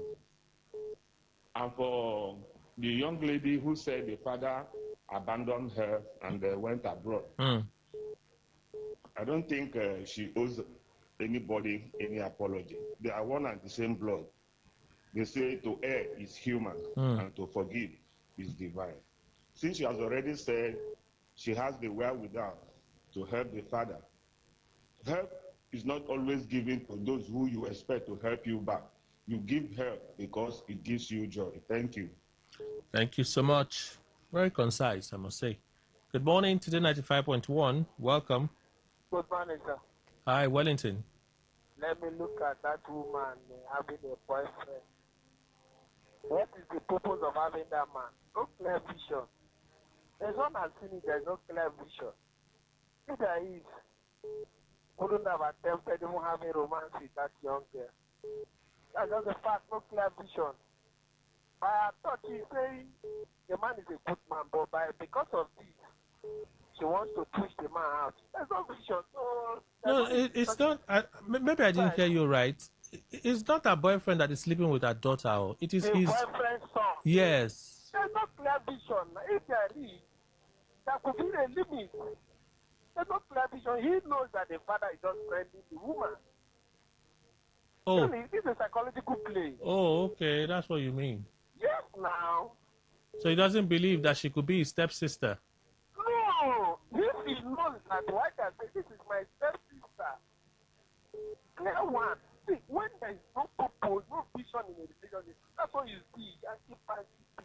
And the woman is telling you, saying that she wants to send a good man out because of that act. Which means she doesn't have a vision. If she do, she could have said, man, don't try this next time. No boundaries. Look at it clearly. So let me go to Ebe Damina. No, you know the rule now. Don't. This is moment of truth. Good morning, Today 95.1. Welcome. Maybe great, I'm back. Oh, great. Maybe Henry. the network is saying I shouldn't into I wanted to say personal. But what is there is this. Just like Dr. Davis has said, I think the young lady should listen to the father first or make investigations and find out why. The reason why the father didn't, reach out to her when she was going through or what she was going through. Because most of the times where you are, you think because the man, I believe that man went out of genuine intention, to be able to take care of his family. He went that way, but not everybody that went there was succeeded at the end. So I think the lady should either investigate or listen to the father, find out the reasons. Even at that, no matter what the reasons are, he is her father. Okay. But it will, the reasons now will determine how far she goes in of the father. So I think she shouldn't be that extreme. Now to the second story. The woman is being, I don't know how to, I just want to take it that the two of them are not doing the good parental job that they're supposed to be doing on their children. I think how do I put it? It portrays their failure on their, on the handling of their children. Okay. But this hasn't been done. I think she shouldn't go that far. This is now the time for two of them to come together and train their children, talk to their children. They should know, like Wellington has said, because there is no, you understand, these children have not understood who they are to each other. So they should begin to do that now. Because throwing the good man away, the man you say you love, he is good because of what this has happened. It means that at the end, okay, is that what you're going to keep doing if your boy keeps misbehaving? So I think they should look for a way to work it out. This is time to even come together the more and do the parental work they're supposed to do. All right. Thank you, Dede Harry. Thank you. Thank you for calling back as well. Very up Jesus from Port Harcourt said the woman should forgive her father, okay, for the sake of blood. All right. That's your contribution, sir. She should tell her boyfriend and call the teens to order. Please don't separate them. Don't separate them because they can still meet. Okay? they can still meet. Gladman, that's your contribution. Don't separate them because they can still meet. Okay? Perhaps then it becomes even worse. 0810951091. Again, 0810951091. That is the number to call to contribute. 2 stories this morning. Let me go to Facebook, and I saw a contribution earlier on Facebook. Just give me a moment. No, that's the wrong place. Where you? Okay. Hepzibah, Wenaburu, the lady, please prioritize your daughter first. It may be hard to let the man go, but prioritize your daughter first. Arinze Kweme, allow the man go in peace. For 32 years, we shouldn't allow some people back in our lives. For the second story, teenagers will act, but parents should know the dangers before moving in. Super Ted McDonald,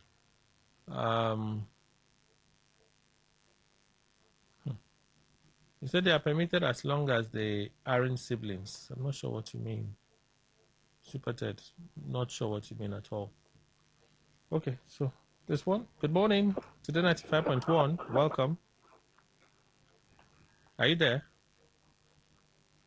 Okay, maybe some network issues.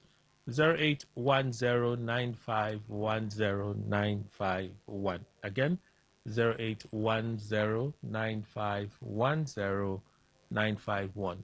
For messages, 0701 9339 962. 0701 9339 962. For the first story, the boy should forget he ever had a father, period. The second story, she wouldn't have allowed the cohabitation. She should discuss with her guy and ask him and the son to move out for peace and sanity to prevail. Dr. Queen, that's your contribution. Thank you, Doctor. Hello, good morning. Today 95.1. Welcome. The calls are dropping. Not sure what's going on. Let's try this one. Hello, good morning. Yeah, good morning, Mr. Kelly. Welcome, Mr. sir. Jack, Jack on the line again. Okay. All right. For the first story, I will advise the girl to forgive her father. Maybe he traveled to make things better for the family. Somehow, it didn't work out. Or maybe it worked out and he squandered it. Now he's old. To me, she should forgive the father and move on. Okay. Today, she said she's doing well financially. She don't know what tomorrow holds for her. So she will forgive him and move on. Then for the little kids at home that is falling in love, I expect me to call the children and speak to them, tell them what they're doing is wrong, advise them, and monitor them, and see what will happen thereafter. Thank you. Thank you, sir. Thank you. Good morning, Today 95.1. Welcome. Hello, good morning, Mr. Kelly. Welcome, sir. Thank you very much. I'm Mr. Nat. Okay. For the first story, it's very obvious forgiveness is good. But if you find that so many fathers have decided to live useless lives against their children, after giving birth to children who never applied to be born, they abandon them and go their ways. After they have spent their youthful age and all they have gotten with other women outside, they will suddenly remember their children they abandoned at old age. That man should remember where he is. After all, there are elderly homes there. What if this lady died in cause of abandonment? Who would he have fallen back to? It will serve as a deterrent to so many fathers who are wicked. This is wickedness. Let him stay there, and the woman should move on with her life. You go to abroad. If there was nothing, this woman will understand that the father hadn't anything. That's one truth parents should let their children know. When there is nothing with you to bring them up in a good way, let them know that you have nothing, than to abandon them without any information about yourself, only to suddenly remember you have a child. So the man should remember, he should remain abroad. Okay. There are graves there. Thank you. Hello, good morning. Today 95.1. Welcome. Good morning, Ugo. I'll call you Ugo, welcome. Kelly, there are some of my uncles. They are dead now. Who in those days, they went to Panya. And what do they call the other one? Fernando Padi, Fernando Pro. Kelly, these people did not come back with any other thing than the cloth they wore. God. Now, just forget the fact that I'm making fun of it. Honestly, if you know their situation there, but for they on a very serious note, the girl there should not, that is her father. So she shouldn't abandon him so that she doesn't attract cause out of her attitude, out of her behavior to the man. Yes. She should just, even if anybody is advising her not to look after the man, God has blessed her. She may not be able to explain the reason why God has placed her where he has placed her. Bless her with whatever he has blessed her with. So the best thing, since you have the way with that, do the much you can do, so that even the earth, heaven, everything will bear you witness that when you were with him, you did whatever you did. You did your part. You did your own part, exactly. You played your own part as a daughter to him. Thank you. All right, thank you, Ugo, for your contribution. Good morning, Kelly. The woman that said the father did not take care of her should make an investigation. If the dad is really saying the truth, if what the father is saying is true and not lying, she should take care of the father. After all, you will not throw away your father. The woman should not break up with the boyfriend to be, to see a good and respected man. Now it's like hard nuts to crack. I would advise she takes one of the children to a boarding school, and better still, the both of them if the children are still schooling. From Anita. Anita sent that one. Thank you. We're still taking calls, so it's 10:48. We can still take some calls. This one. Good morning. Today 95.1. Welcome. Good morning, Kelly. Welcome, sir. Mr. Marcos from Port Harcourt. Please go on, sir. Kelly, one thing I know, and I know you know it too, is that every good technician,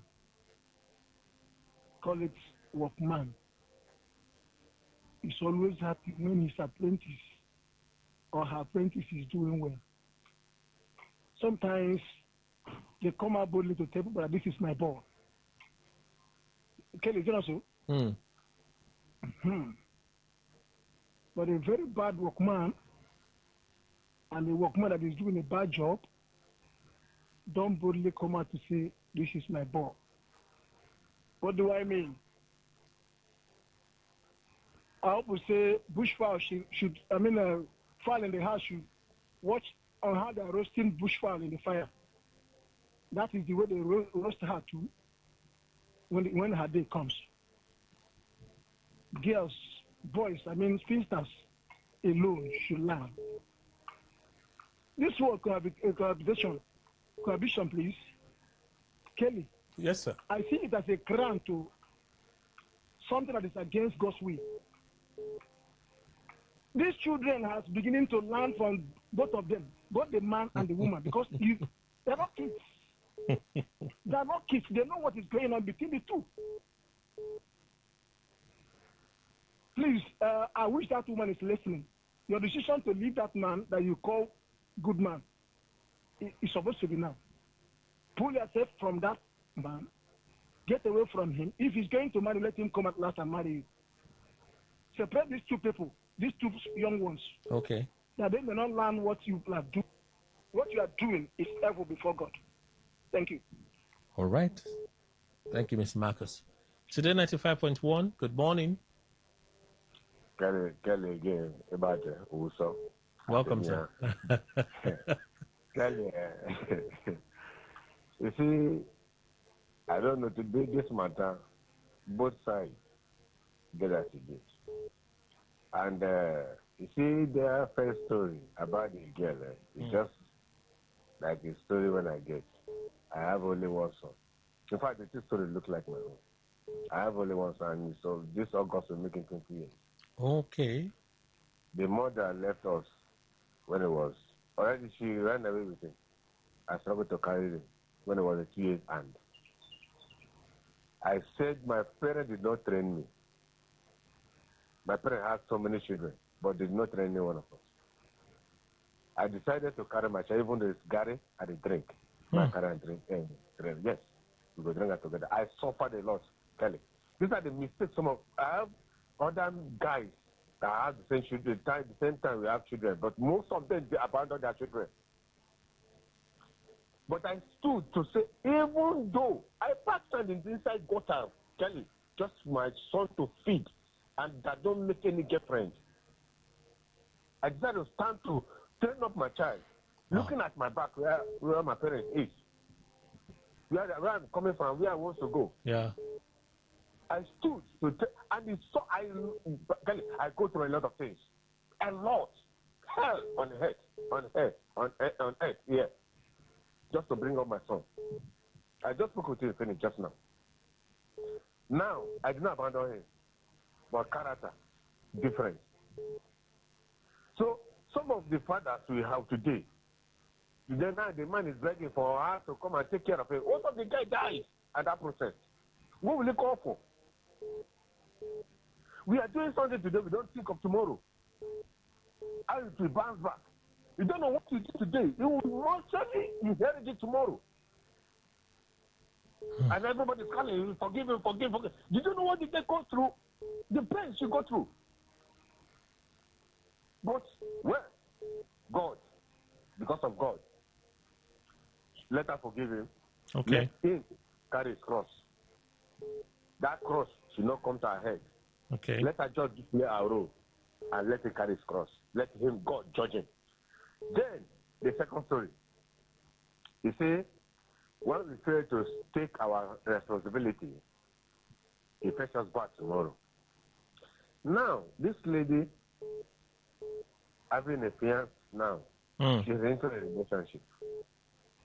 And it happens that she is saying the man is a good man. And she has a child, him also has a child. First of all, they could have seen this thing because these guys, being teenagers, they already started having a feeling. These children are supposed not to come together. That's me. I'm not staying with my son. Because I saw far before this time, I said, if this boy has been around with me, it will even worry me to have a girlfriend. I don't have it even as I'm now. I don't have a girlfriend. If I did, I will have your private number. I will tell you things. Let's talk. Let me tell you things. All right. And maybe I will still also get an advice, better advice. Please, if you can text me a private number. This one, I don't know if you are saying it. So, since you have seen this, why not first of all take this children, call them together. Okay. Without calling the man first. Talk to them, take the responsibility as a mother. If she wants to be, if she says she's a mother, she could have taken that mother role now. I don't know why God make her to see it first before the man. Okay. So she's supposed to call these teenagers, sit them down, where the man did not know, or don't call the man attention first. They iron this matter. All right. Then, if it doesn't hang there, then she'll call the man separately again. See what I'm seeing, or not let him know first. Then see the man's reaction. But then she already called these two children. Okay. Now she says because of what about what the man has spent for her. Now, if according to her, what she's saying, if she says she's going out of this relationship, what about the what? Alaba, we have to go so I can allow others contribute. But you've made very valid points. Very, very valid point. I think the network even. Oh. All right, let me read a few messages and then we go. It's a good decision to ask the man to leave because it will be impossible to stop them. And if she sends her to live elsewhere, where should she? If she sends her to live elsewhere, okay, she will expose her to the worst. All right, what's your name? I don't see a name here, just a contribution. For the First Lady, she should forgive her father, okay? Emma, Hioma, forgive your father. That's the advice. All right. Good morning, Mr. Kelly, and happy Sunday to you. First and foremost, the woman should discuss with her husband to be what she is experiencing between his son and her daughter, and to forget the past. In addition, take care of the father. That's the first and the second. So discuss with your husband, and then for the first story, forget the past and take care of your father. Wanate Clinton West, your contribution. Please, the father should remain where he is and leave her in peace. This is what is currently trending. Men impregnate different ladies and make them suffer as single mom, knowing she can't abandon her child. Okay, why they disappear to keep enjoying themselves, were only to appear in old age to ask for forgiveness. We shouldn't encourage this trend. For the lady, she should discuss with her man first and see what his actions will be before taking her decisions. Didi, thank you for your contribution. Man will relocate to Lagos here, as close as it is to home, with the intention of making it big, but eventually never succeeded. For that person, even a common phone call back home becomes heavier than a sledgehammer. The lady should consider the father. All right. That's the advice to her. I know there are some messages via Facebook. Let's just take them before we close, okay? What's up with us now? Just give me a moment.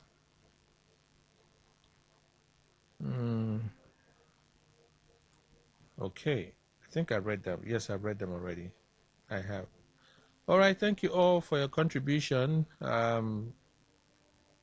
The advice we give here, if not for anything, you're helping people make decisions that affect their lives, real life decisions.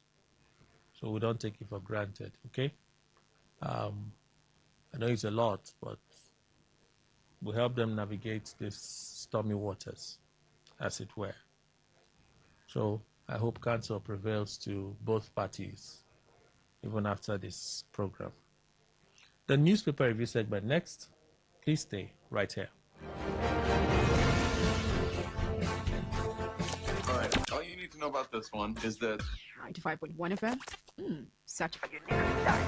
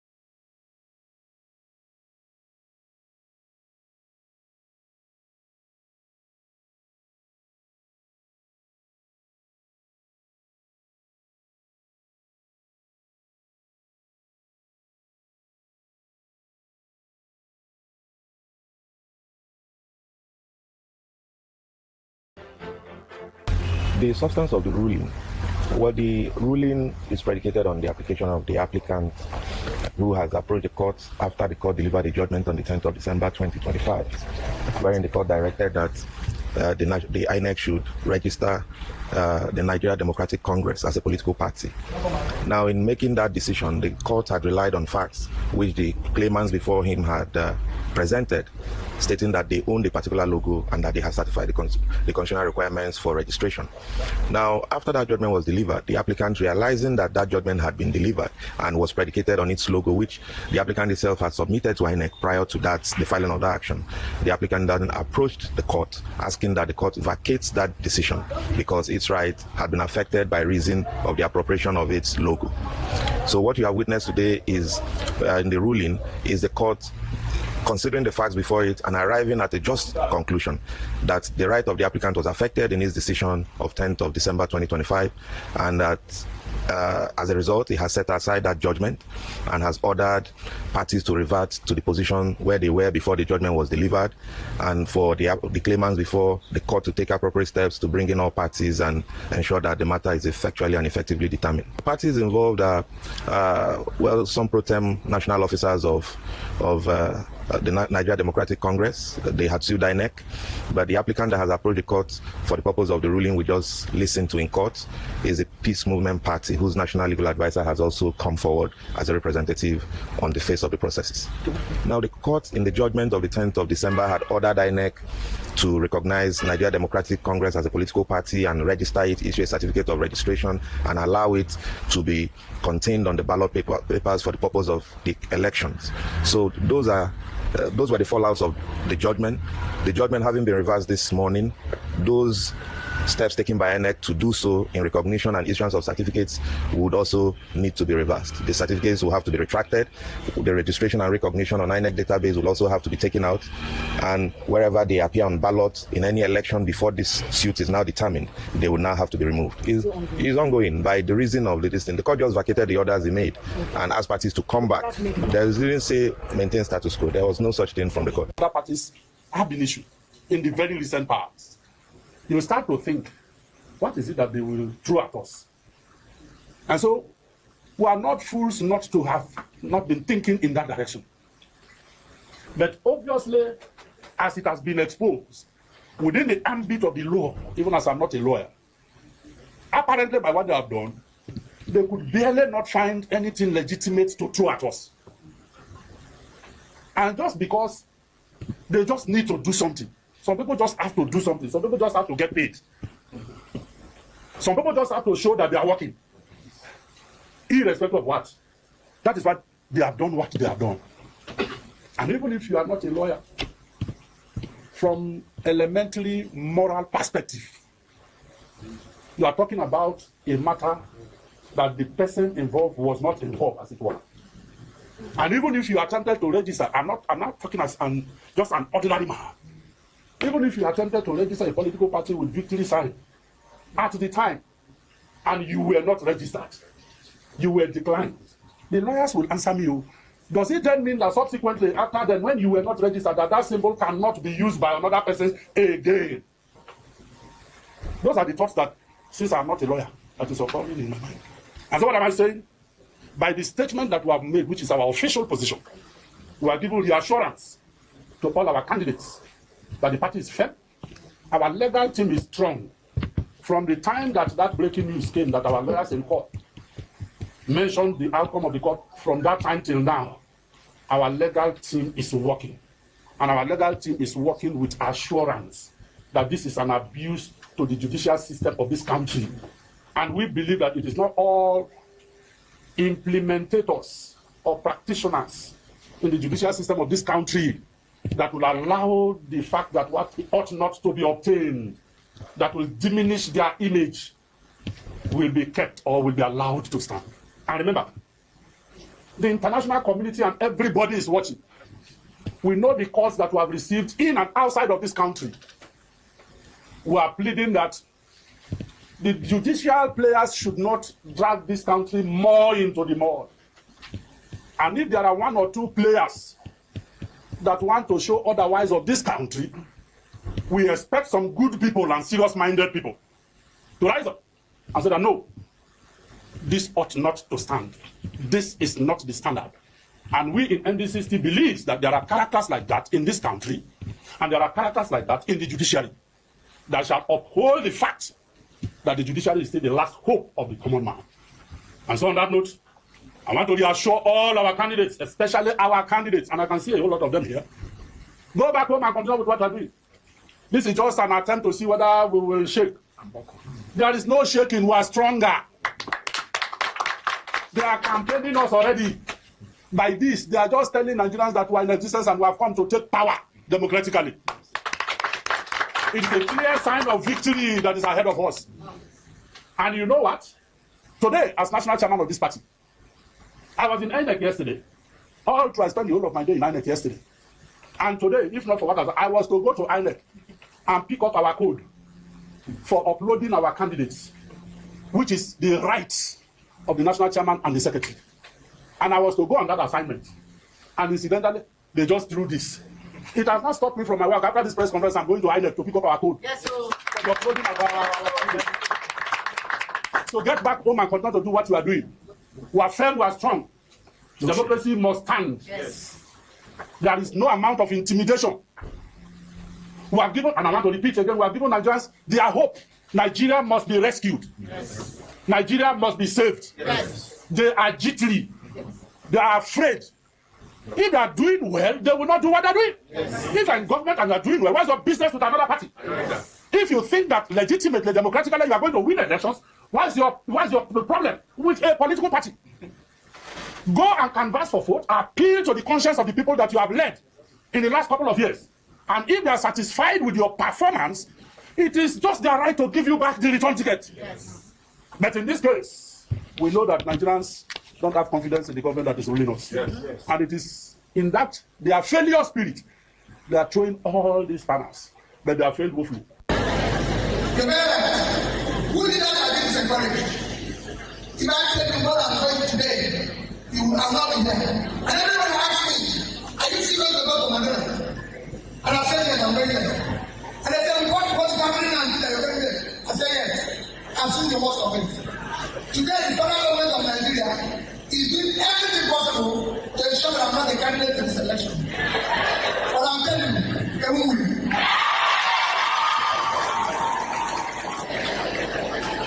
This is a life where there's no cycle. This is a life where there's no cycle. There's nothing. No cycle that you leaders. So you want to commit them to know that I want to get there. It's not going to be easy. It will be difficult. But your determination, your commitment is what I'm taking there. Don't look at your cycles. Go back to the way there. Look at your destination. We'll also need to consider diversification of revenue by encouraging the state government, the executive, to continue to strengthen its economic base by promoting investment and expand digital revenue collection. I believe, from my little knowledge or residual knowledge in economics, that this particular document merits this speedy passage because it contains three basic components of economic growth. The provisions for education for the period of 2026 to 2028, I think it is impressive, even though I would have asked for a little enhancement in that area.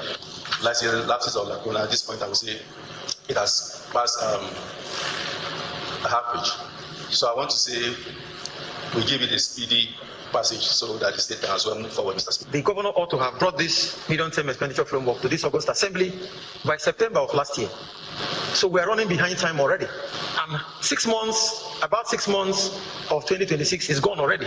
But the 10th Assembly of River State, being a very responsible assembly, we don't want to keep dwelling on the past, but just to move on in the interest of peace, progress, and development of our dear states. And that is why it is crucial that we take a very important look at this document and see how we can move forward as a state. As you know, we recently struck Nigeria and largely ended the slaughter of great Christian populations. They have a great Christian population. They were being butchered. Thousands and thousands of people were being killed. Children, women, old people, just being slaughtered, hatched to death.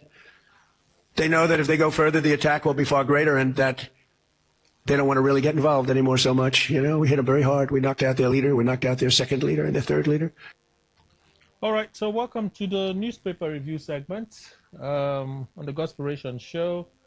This last Sunday in the month of June 2026, 28th of June it is. All right, 20 minutes past 11. I have an advert for 11:30. Kelly, remember today, so it doesn't knock you off again. All right. So you listen to not many. You listen to just let me go over them. A lawyer explaining, all right. I think forgive me, right? I should be giving you accurate information, but I just can't place whose side is on. But for him to have spoken the way he did, I'm assuming that he's more on the side of PMP. I think it's PMP. That's their name. Explaining the reason why the court gave the order it did, the registering NDC, a conflict of logo. A conflict of logo. So you use a logo that belongs to another party. While that party was not registered, the logo still belongs to them. That's what he said. Now, what is interesting, if you listen to the insert that followed it, the national chairman of the NDC spoke on the same thing. Listen to this part. Have been issued in the very recent past. You start to think, does it then mean that subsequently, after then, when you were not attempted to register, I'm not talking as just an ordinary man. Even if you attempted to register a political party with victory sign at the time, and you were not registered, you were declined, the lawyers will answer me. Does it then mean that subsequently, after then, when you were not registered, that symbol cannot be used by another person again? Those are the thoughts that. Did you hear that? So if they registered with a victory sign as their symbol and they were not registered, does it mean that their victory sign symbol is no longer relevant? Does it make it now available for every other person? Did they abandon the idea of pursuing party registration with the victory sign? So they lost this time. Does it mean that they no longer have any interest in being a political party? Should I play it again? I know that some of us don't want to hear these things, but even when I heard it, I'm like, is the national chairman agreeing with the court? National chairman of the NDC? Listen again. Not involved, as it were. And even if you attempted to register, I'm not talking as just an ordinary man. Even if you attempted to register a political party with victory sign at the time, and you were not registered, you were declined, the lawyers will answer me. Does it then mean that subsequently, after then, when you were not registered, that symbol cannot be used by another person again? Those are the thoughts that, since I'm not a lawyer, that is occurring in my mind. Well, this matter would drag on. I hope it doesn't drag for too long so that the NDC can know their stand. I hear an appeal has already been filed, so let's wait and see. So that's the national chairman of the Nigeria Democratic Congress speaking there. From there, Peter Obi reacts to the court order.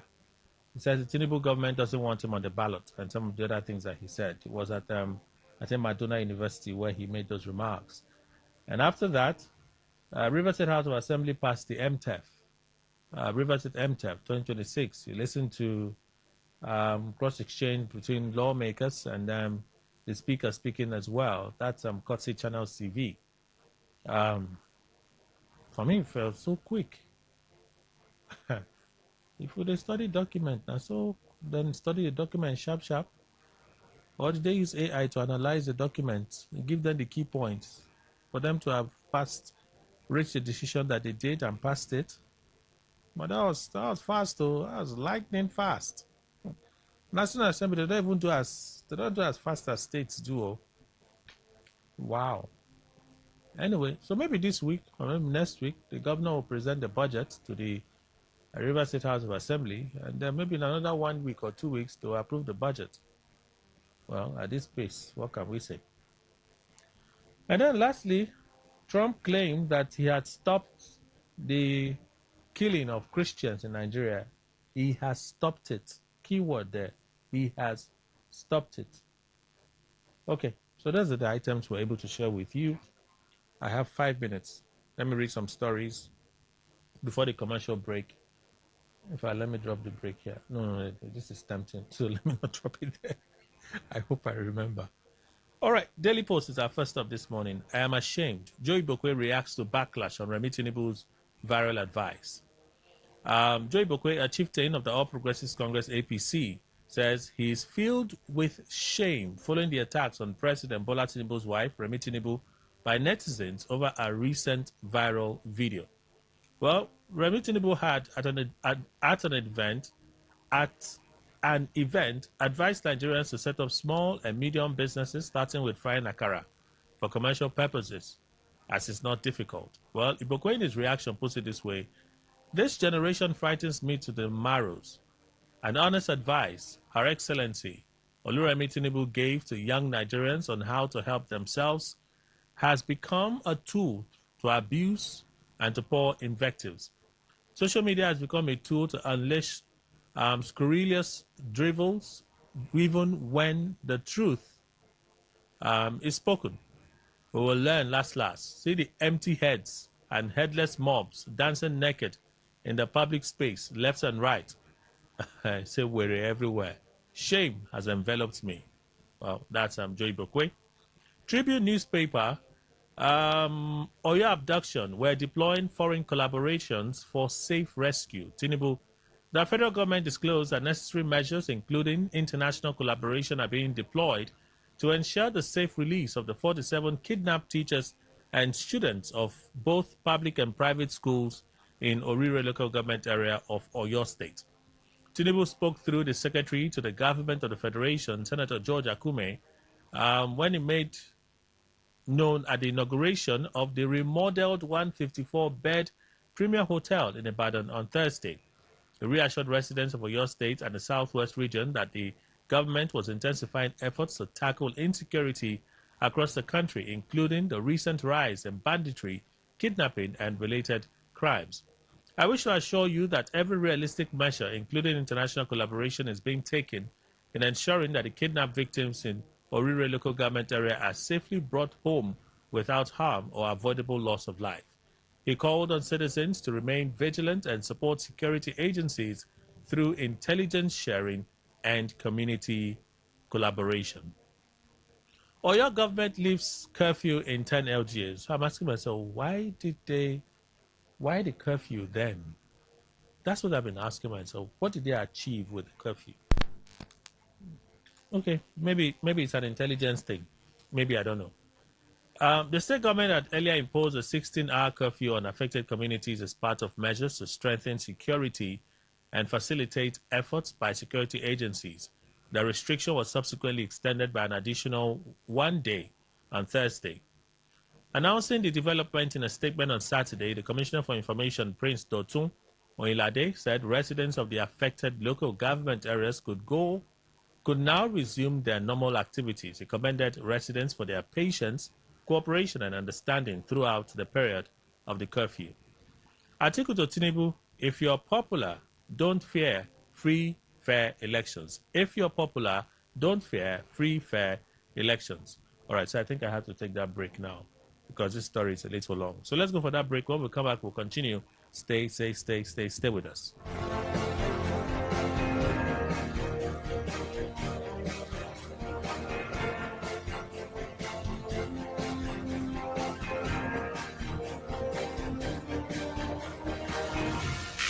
Unleash the power of the airwaves with the ultimate radio experience. Tune in to Today95.1 FM, the voice of the people. Don't just listen, immerse yourself. That is 100% true.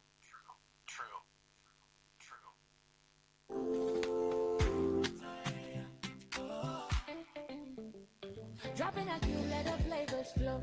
Watch every meal, steal the show. Terra, ooh, Terra. Aroma rising, filling the room. Turning dinner's a joy to consume. Terra, ooh, Terra.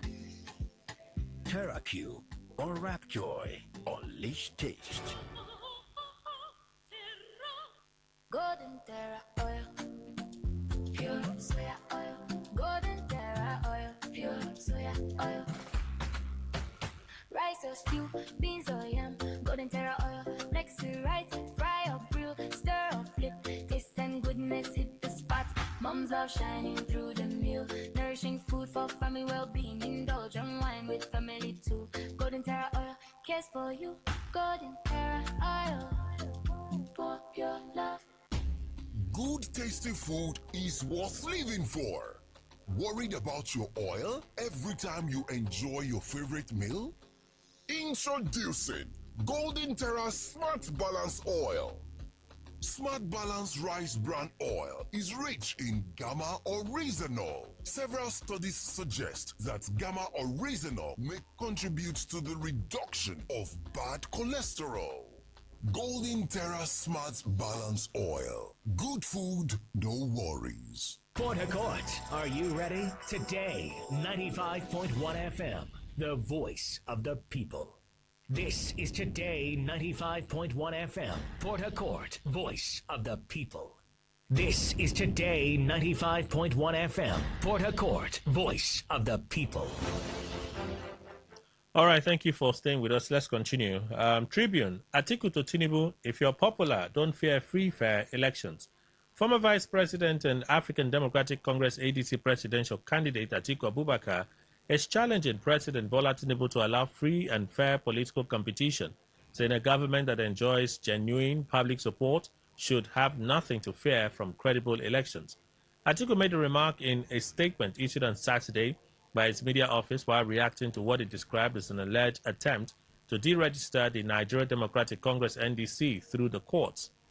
Atiku's statement is signed by Atiku Media Office and shared on X by his aide Paul Ibe, which accused the Tinubu administration of seeking to weaken the opposition ahead of the 2027 general election.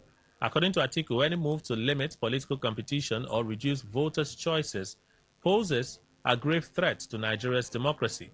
Nigerians are now seeing the true colors of President Tinubu, who pretends to be a Democrat, but his body language and sinister activities of his agents contradict his mouthed commitment to free and fair elections.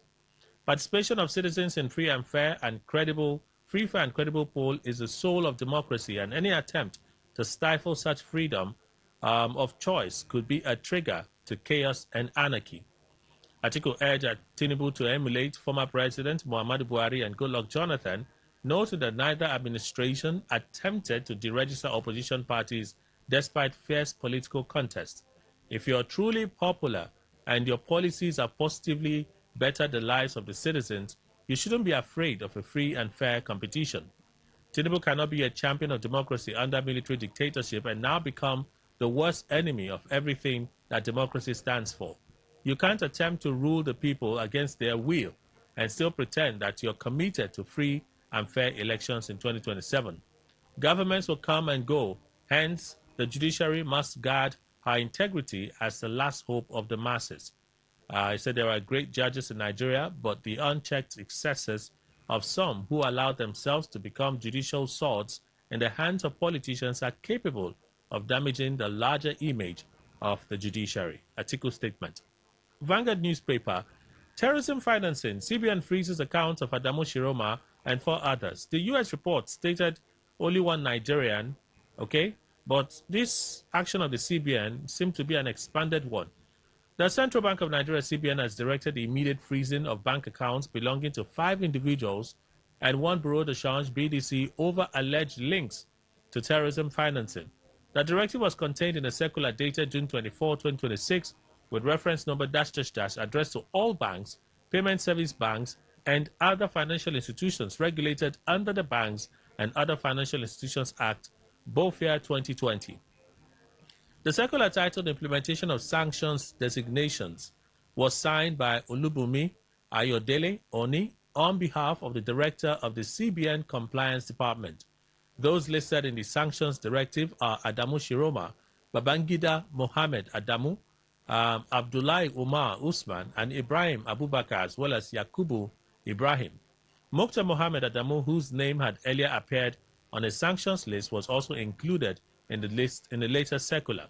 According to the Apex Bank, the Nigeria sanctions list was updated on June 18, 2026, and the new designations constitute binding sanctions measures that must be implemented immediately by all regulated institutions.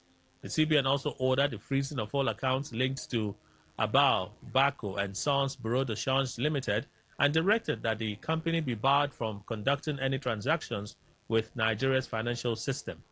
The circular instructed financial institutions to identify and immediately freeze, without prior notice, all funds, assets, and economic resources belonging to, owned, held, or controlled directly or indirectly by the designated individuals and entity. It further directed that assets owned 50% or more individually or collectively by any of the designated persons must also be frozen.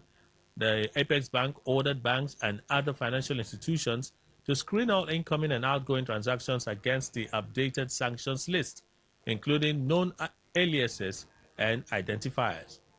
Court ruling on NDC is a hurdle, not a stop sign. Peter Obi, presidential candidate of the Nigeria Democratic Congress NDC ahead of the 2027 polls, Peter Obi has described Friday's judgment of a federal high court in Lokoja, Kogi State, mandating the Independent National Electoral Commission, INEC, not to recognize the NDC as a political party pending when all legal issues surrounding it are resolved as a hurdle and not a stop sign.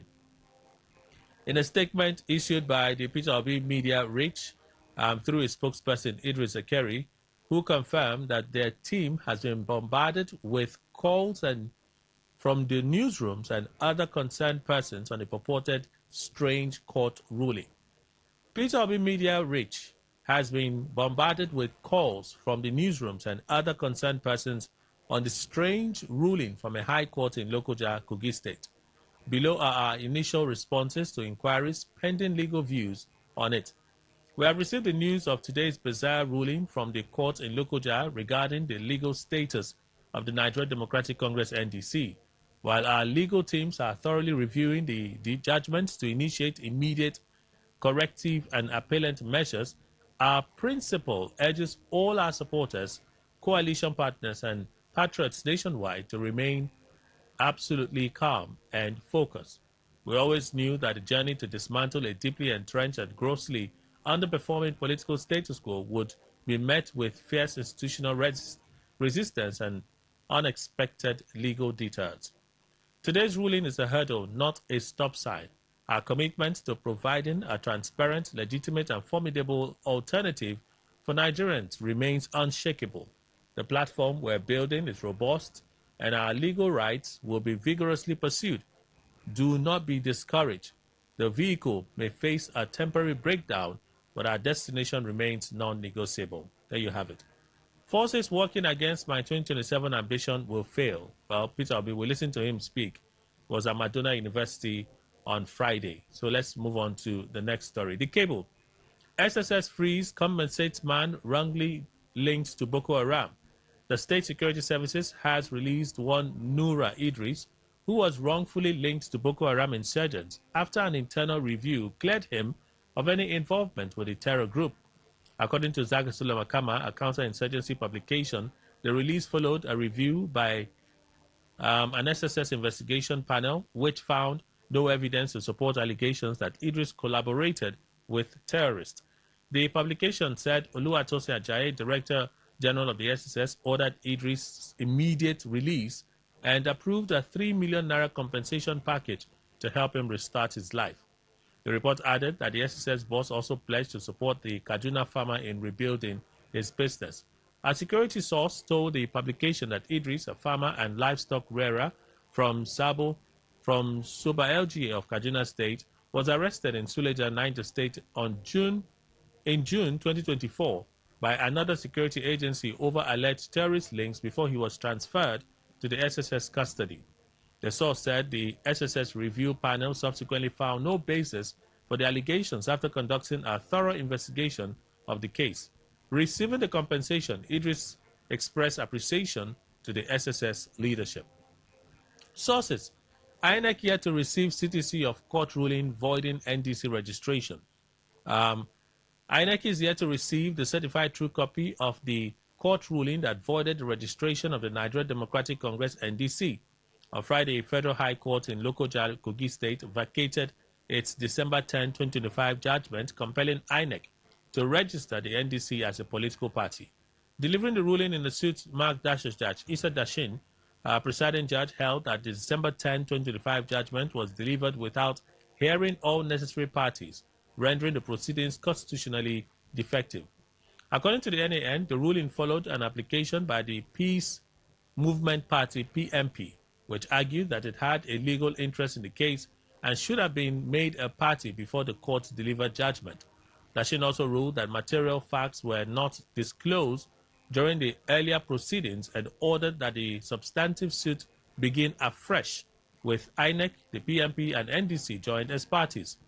On Saturday, sources at the commission told the cable that INEC was aware of the judgment passed on Friday. The source equally said the commission has not received the CTC of the judgment and cannot comment on any issue until the judgment is reviewed. Trump, U.S. military action ended slaughter of Christians in Nigeria. We listened to Trump. He was speaking on Friday during an event in Washington. All right, so let's move on from this story. It says some other things, so let me see. So since we don't have links today, Trump just opposed the operation in Nigeria to U.S. military action in Iran. It sounds a little bit like Iran. Actually, it's all about a different course that we have to do because we cannot let Iran have a nuclear weapon. Can't let it happen. So I am saving Christians throughout the world, even though we are not in those various countries where you read about this. But they would like to make our country just like those countries. That's where they started. They started right where we are right now. Okay. But I'm saving them by hitting these terrorists very violently and very hard. We're hitting them very hard by the greatest weapons on earth, taking them out. We know where they are, we hunt them down, and we take them out. They go into a village, and they just kill everybody. It's like crazy. Okay, Trump also warned against what he described as threats to religious freedom. There's a development in the Middle East, by the way. Maybe by tonight, late tonight, early tomorrow morning, we'll find out the effects on the stock, on the markets. The markets. Would crude oil take a significant spike, or will be a moderate spike?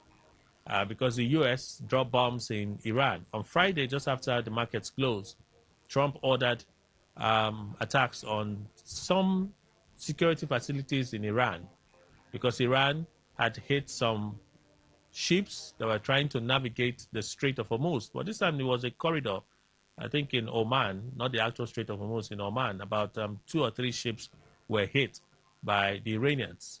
Trump said it was a violation of the ceasefire terms. So retaliatory strikes were fired on Friday. Yesterday, more shots were fired because Iran hit another ship that was trying to navigate the Strait of Hormuz without the guidance of the Iranians. So they hit that ship. Trump dropped more missiles in Iran late yesterday into the early hours of today. Iran has vowed to retaliate. They have vowed to retaliate. Okay? So with this in mind, we're expecting that this week, if not for anything, at the pumps, prices should drop. But if there is a spike in crude oil price that dropped to a low of about $73, somewhere around Friday, if that spike, this war, this latest escalation, hostilities, if it has any impact and it spikes, maybe late tonight or the early hours of tomorrow, we would know how much spike has happened. Will the spike be quickly contained so it doesn't spike further? Will this war actually come to an end? That's the biggest question. Will this war actually come to an end? That's the biggest question. So with the Nigerian government being the way they are, I think we will need to brace ourselves. We need to brace ourselves because one doubts if this war would actually come to an end. Daily Trust. It's a threat to democracy. ADC condemns ruling on NDC. African Democratic Congress ADC has condemned the ruling of a Lokoja Federal High Court setting aside its earlier judgment recognizing Nigeria Democratic Congress NDC as a political party.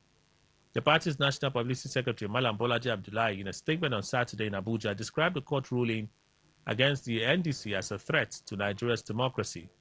Abdullahi, in a statement, however, calls for judicial independence and warns against weakening opposition through judicial process. According to him, opposition parties have faced avoidable internal crisis through recurring legal disputes and administrative interventions allegedly designed to weaken democratic competition. The cumulative effect of these attacks is unmistakable.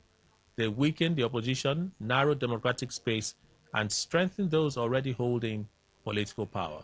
All right, so those are the stories for review this Sunday. Let's take some calls before we go. 0810-9510-951. Again, 0810-9510-951. And yes, for messages, 0701-9339-962. Here we go. Good morning. Today, 95.1. Hello, Kelly.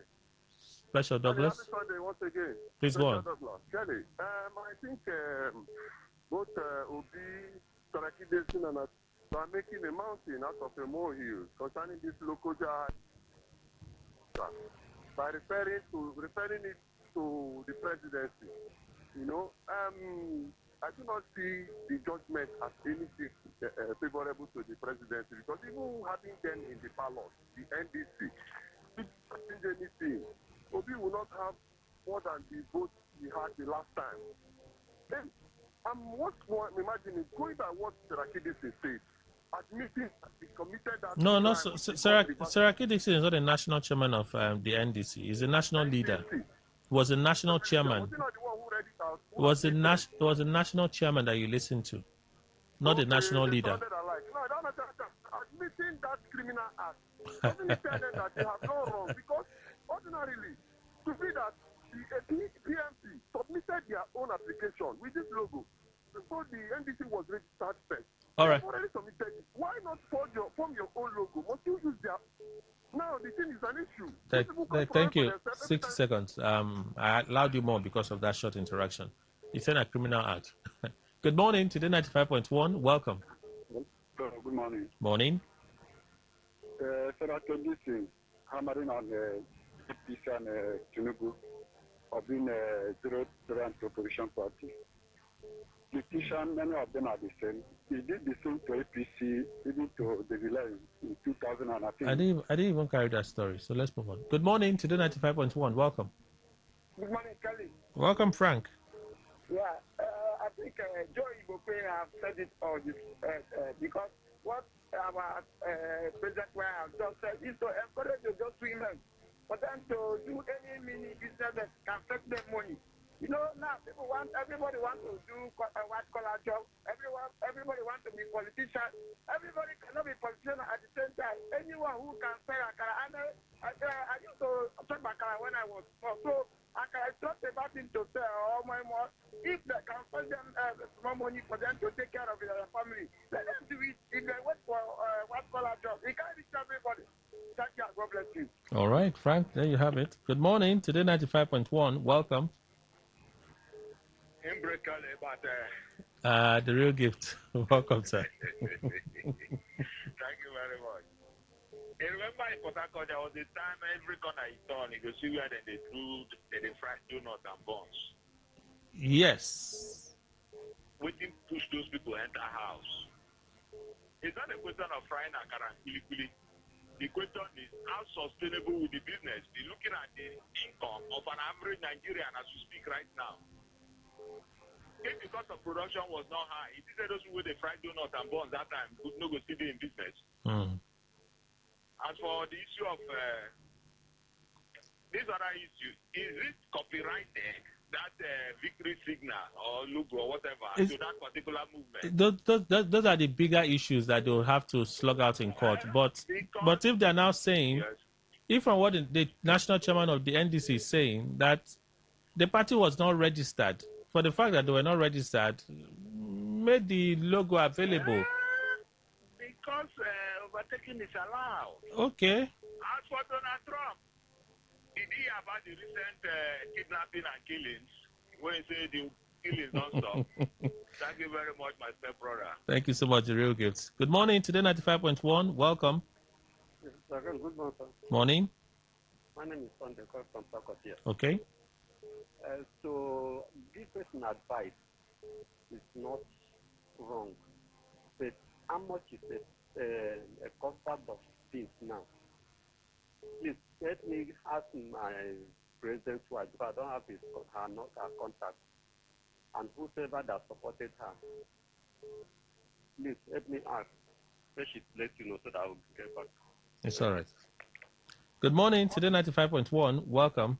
Good morning, Kelly. Welcome, sir. We'll go. Yes, Kelly, the other time, yes, I went to CAC, Corporate Affairs Commission, to register a church. Now, I happen to know from the feelings, in fact, from what I was told there, that if we have the same name, me and you now, if we have the same name, and we want to register, if I go there before, if I register before you, my own is now valid. Okay. Yes, if I first you register, even if you register again, there must be something you will have to add to your own to make a difference there. And not exactly as my own is. So for these people to use the logo, they were not registered. And this other party was registered with the same logo.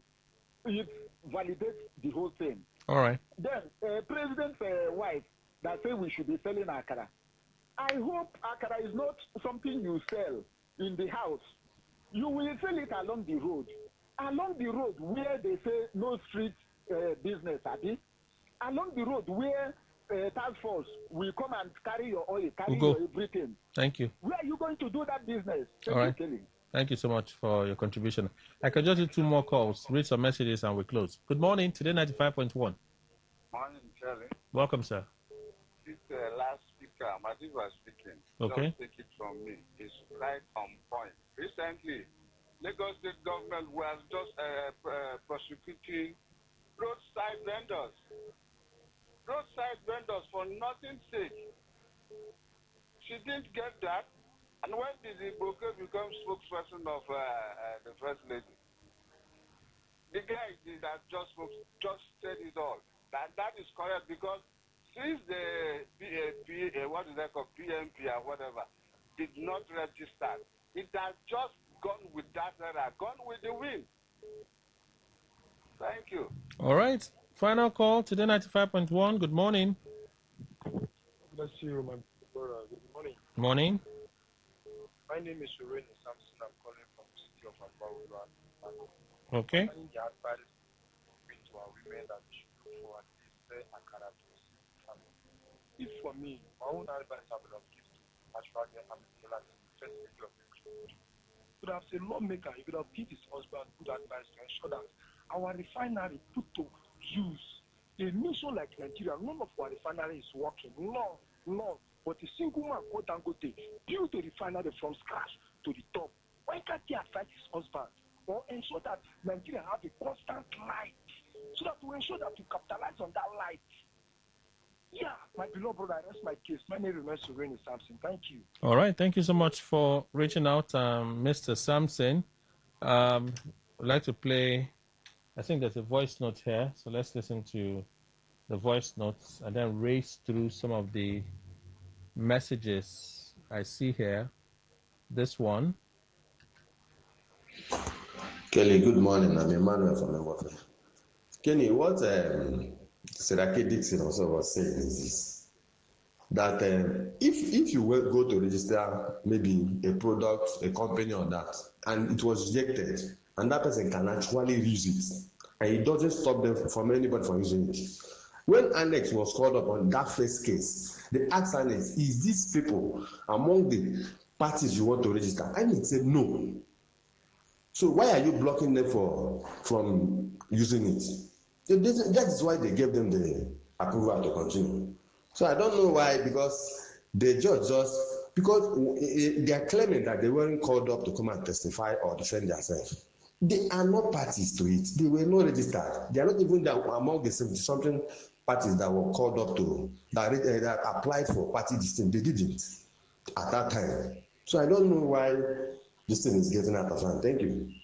All right. Thank you so much for your contribution. Let's race through some of those text messages. Okay. Okay, this one should be the first.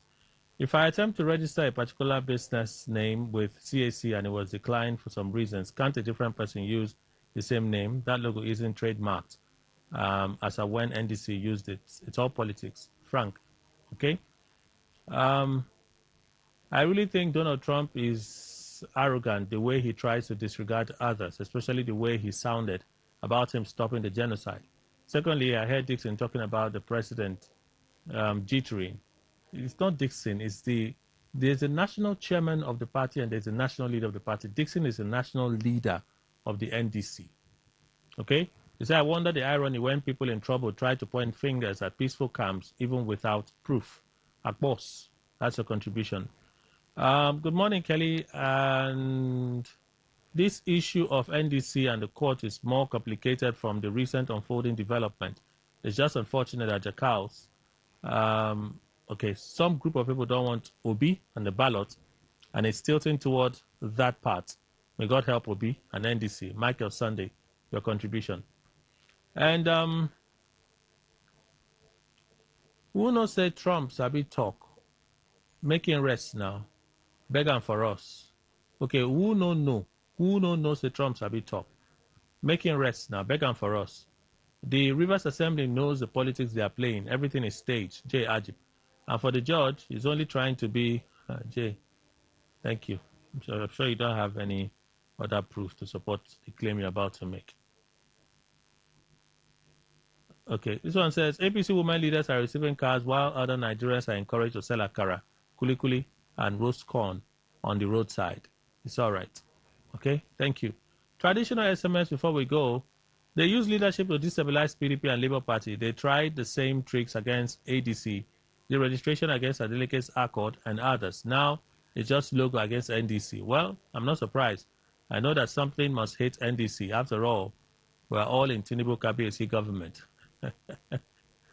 Ima from Mbaeche, what stops our president's wife from selling akara? She should come and sell akara.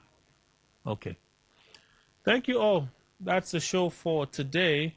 That's the Gospiration show for this Sunday, the 28th of June, 2026. Kelly Kemenchima is my name. The world news at 12 comes up next. Stay with Today 95.1. So much more to come.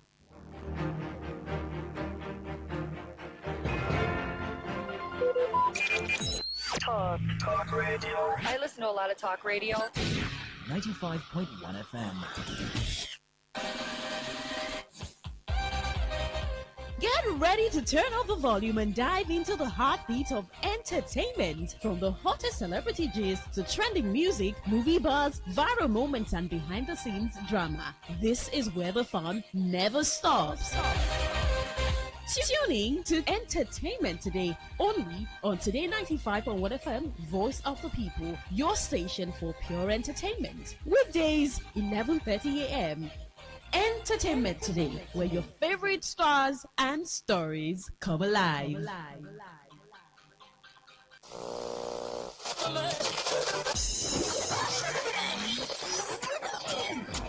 Hello, join us Fridays, 7:30 a.m. on Our Top Picks, and together we'll review the big national stories of the week, all in 30 minutes. It promises so much fun. Our Top Picks, Fridays, 7:30 a.m. Don't miss it.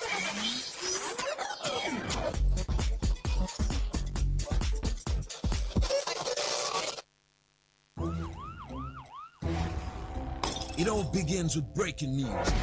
Now, make no mistake, this is a difficult mission, and it will remain difficult for some time. Then it keeps trending. Events, issues, personalities, all struggling to gain attention. But in the race with deadlines, the intrigues, power play, undercurrents are often missed or underreported. Insecurity here is basically a product of poverty. But not anymore. As the platform on radio steps in to fill the missing links on events, issues, and personalities in the news. I'm not afraid of anybody. Yeah! The platform on radio serves only the hottest topics and trending issues. Only on Today 95.1 FM. 95.1 FM. Port Harcourt. Weekdays, 4 p.m. Get on the platform on radio and be served.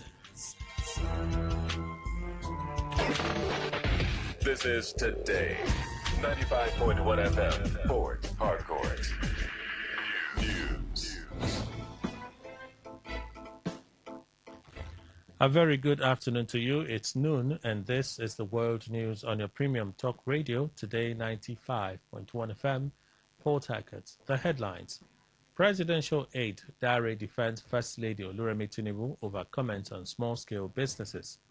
Atiku Abubakar accuses President Tinubu of undermining democracy following court ruling on NDC. Mosop insists Ogoni dialogue is about future development of Ogoni land, not just oil resumption.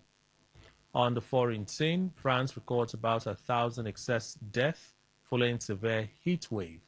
Details shortly. The special advisor to President Tinubu on media and public communications, Sunday Dare, has defended the First Lady Oluremi Tinubu following criticism over advice encouraging Nigerians to venture into low capital businesses such as selling akara, roasting corn, and making kuli-kuli. Speaking during an interview on a podcast, Dare said critics had misunderstood the First Lady's message, insisting it's about promoting micro-enterprise, self-reliance, and the dignity of labor. The controversy followed remarks made by the First Lady during a Renewed Hope Initiative meeting in Abuja, where she said businesses such as selling akara or roasted corn require relatively little capital, and noted that the initiative provides grants rather than loans to beneficiaries. Her comments attracted criticism online from Nigerians who argued that rising food prices, inflation, and fuel costs have made such businesses increasingly difficult to sustain. Responding to the criticism, Dare said the informal sector remains a major pillar of Nigeria's economy and cautioned against looking down on small-scale businesses that have supported many families over the years. Former Vice President Atiku Abubakar has criticized President Bola Tinubu following the Federal High Court decision to vacate its earlier judgment directing the Independent National Electoral Commission (INEC) to deregister the Nigeria Democratic Congress (NDC) as a political party. In a statement, Atiku said the development reveals what he described as President Tinubu's true colors, alleging that the administration was working to weaken democratic competition ahead of the 2027 general election. He argued that the participation of citizens in free, fair, and credible elections is the foundation of democracy, warning that any attempt to limit voters' choices could threaten the nation's democratic stability. Atiku also maintained that a government confident in its popularity and performance should not be afraid of free and fair political competition. Meanwhile, INEC has stated that it's yet to receive the certified true copy (CTC) of the Federal High Court judgment in Lokoja, which nullified an earlier order concerning the registration of the Nigeria Democratic Congress (NDC). The Commission made a clarification in a statement by the Chief Press Secretary and Media Advisor to the INEC Chairman, Adedayo Oketola, where, according to INEC, it is fully aware of media reports surrounding the June 26 decision, but will reserve any comment until its legal department can thoroughly study the CTC document. The electoral body's reaction follows a Friday ruling by Justice Issa Dashin, which set aside a previous court judgment from December 10, 2025, that had compelled INEC to register the NDC as a political party. The court found that the original order negatively impacted the rights of the Peace Movement Party (PMP), which had been excluded from the initial lawsuits despite claiming ownership of the logo the NDC used to secure its registration. Consequently, the court ordered all involved entities to return to their status before the December 2025 judgment and called for a fresh hearing of the case with all required parties included. President Bola Tinubu has signed the National Identity Management Commission Act 2026 into law, saying the legislation has introduced stricter penalties for identity-related offenses and established a comprehensive digital identity framework for all Nigerians. The new legislation replaces a nearly 20-year-old framework with a modern, secure, and fully digital identity infrastructure. In a statement issued via his verified X account, President Tinubu highlighted key provisions of the act, noting that it would position Nigeria's identity management system to support the country's ambition to become a $1 trillion economy. According to him, the act designates the National Identity Management Commission as the root certification authority for Nigeria's national public key infrastructure and digital public infrastructure.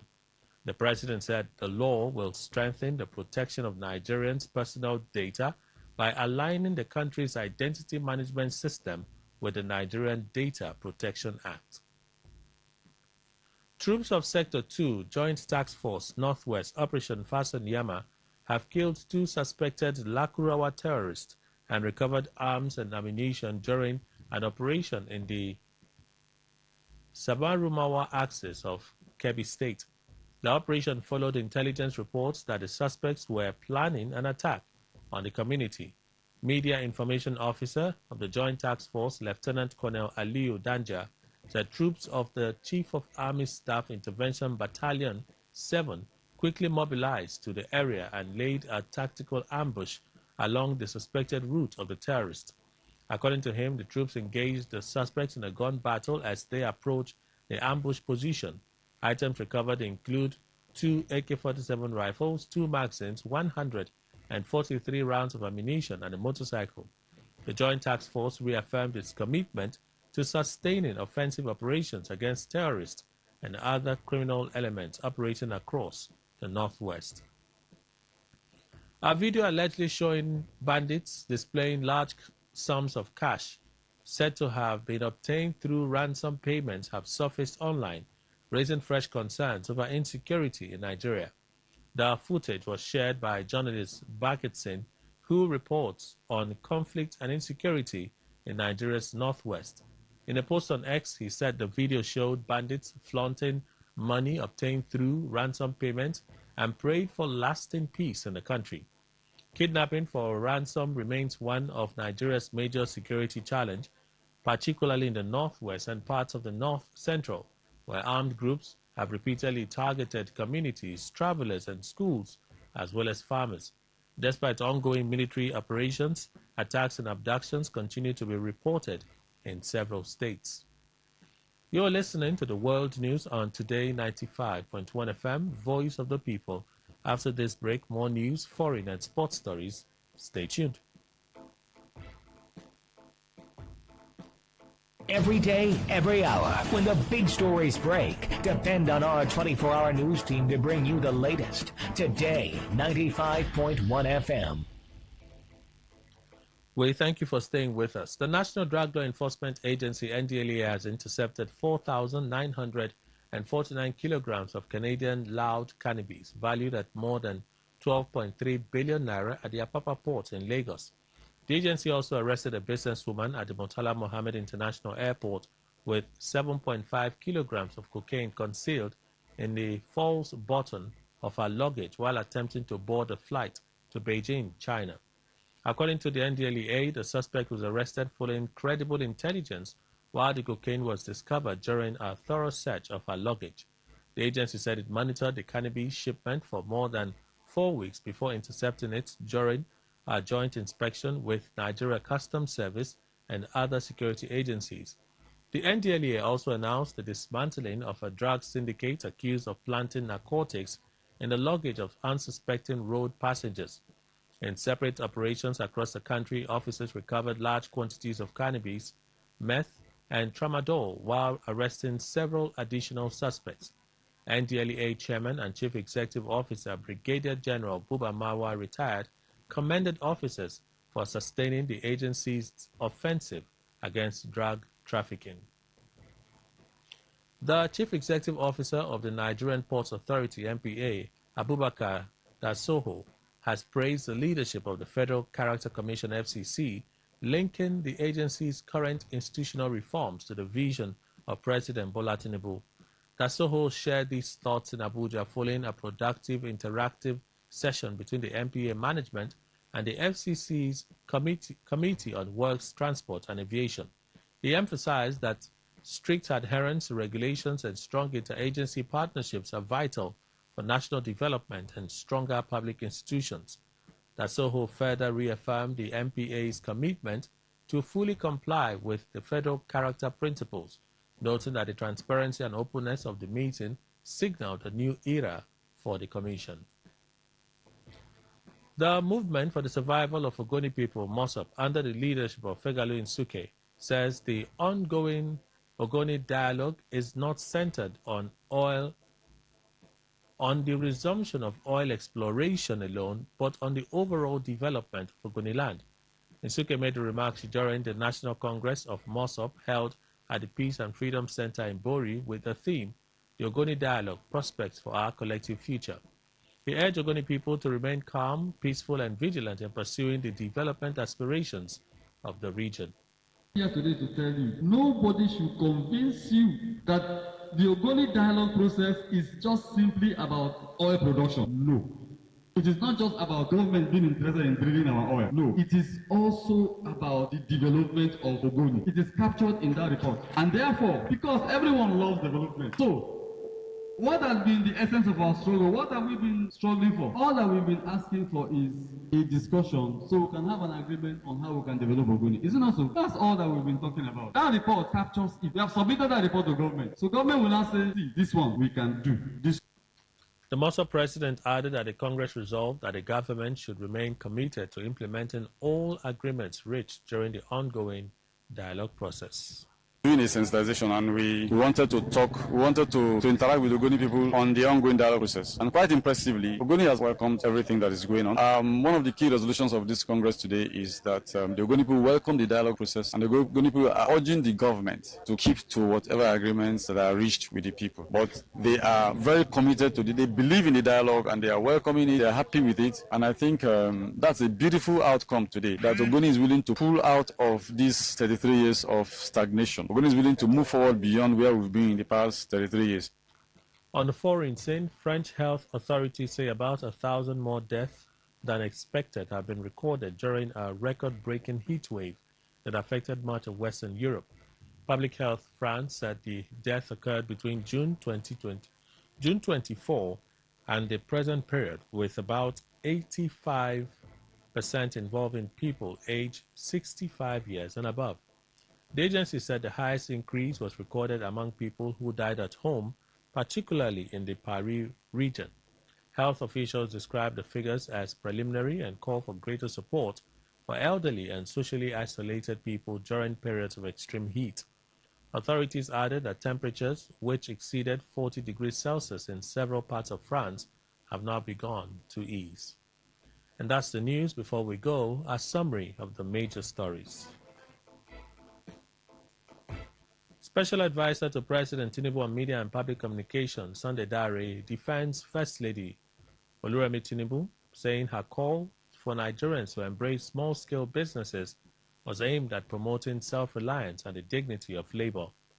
Former Vice President Atiku Abubakar criticizes President Tinubu over the Federal High Court's decision to set aside its earlier ruling directing INEC to deregister NDC as a political party. We told you that MOSOP says the ongoing Ogoni dialogue is focused on the overall development of Ogoni land, with President Fegalu Nsuke urging the government to honor agreements reached in the dialogue process. On the foreign scene, you heard that French health authorities say around 1,000 more deaths than expected have been recorded during a record-breaking heat wave, with most victims aged 65 and above. And that is the news. Is edited by Priya Isogo. For comments and inquiries, please call 0818-389-2850 or send your mails to news@todayfmlive.com. Read our stories on our website, www.todayfmlive.com. Follow us on Facebook, watch us live on YouTube at Today951FM, and on Instagram and X at TodayFM951. Good morning, or beg your pardon, good afternoon, and thank you for your time. Radio has never been this good. Today, 95.1 FM, Port Harcourt.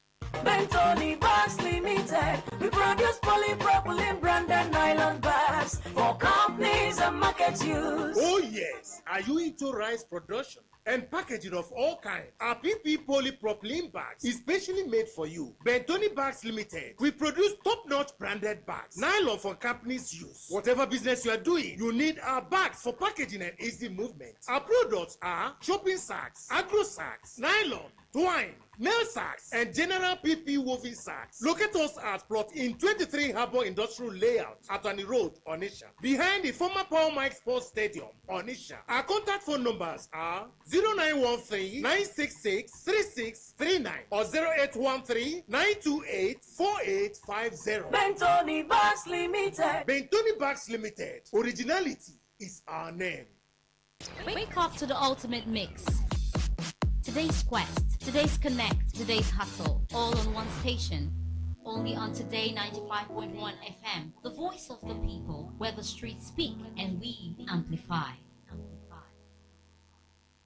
Please listen to this infomercial. Herbal Heritage International, the Gokoroko. For herbal medicine, when they produce strong, correct medicine, they take the support with country healthcare system. Country man, correct bakelistic ogbonge herbal medicine, they we know they come out for public anyhow like a big basket. Full ground as every Christmas sabi boundary. Sickness self sabi medicine we pass them. After all, monkey smart now because tree near tree is a forest. Heritage International go use the technology of computer testing machine to see and know before attacking that your health condition wey don become ugbarugba for your life with the correct treatment. Therefore, whether definition or without definition, make you visit Herbal Heritage International offices wey near you. Herbal Heritage International. Now we Hello and welcome to the program Roots and Herbs.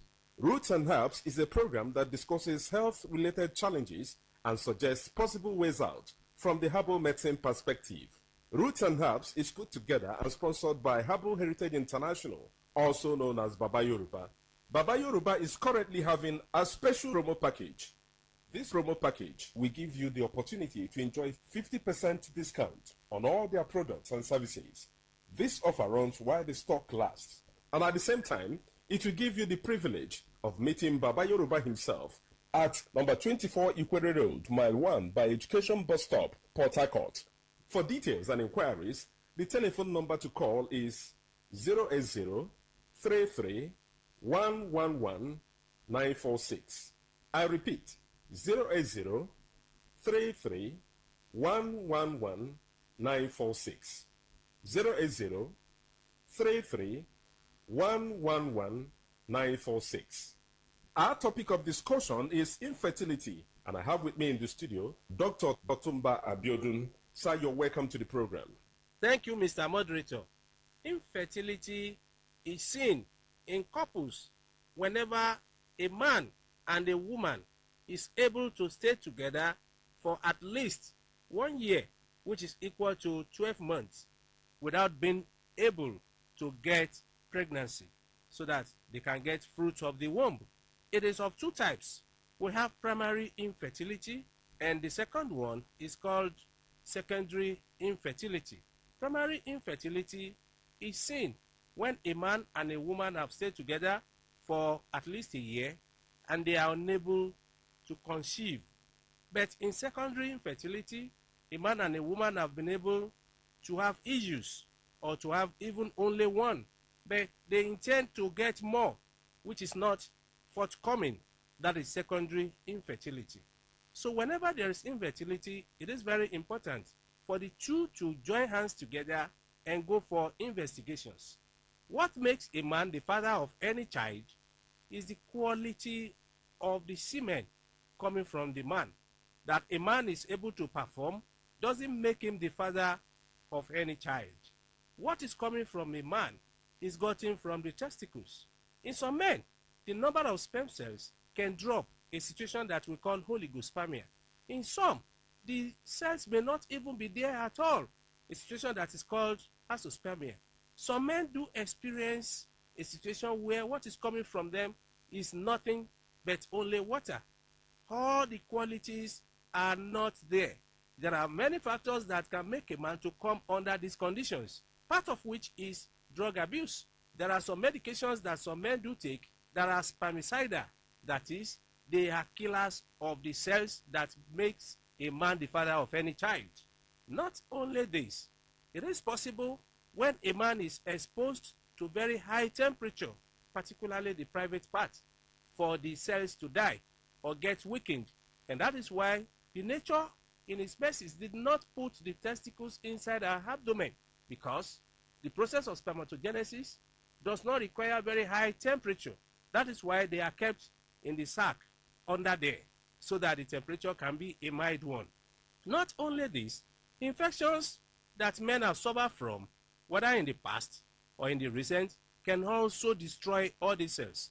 Even some before their puberty, if they suffer from mumps infection, a viral infection, it can destroy all the tissues that are supposed to produce the cells. Some do suffer from sexually transmitted infections that have been able to get deep into the testicles and destroy all the cells. At times, hormonal imbalance can also affect the quality of semen a man produces. All this can make the man to be the cause of infertility in his family. In women, it is possible for challenges to also result from infection. Infections that are poorly treated in women can make a woman to suffer from serious lower abdominal pains, which can spread upward and tend to block the fallopian tube. In some women, drug abuse can be the challenge.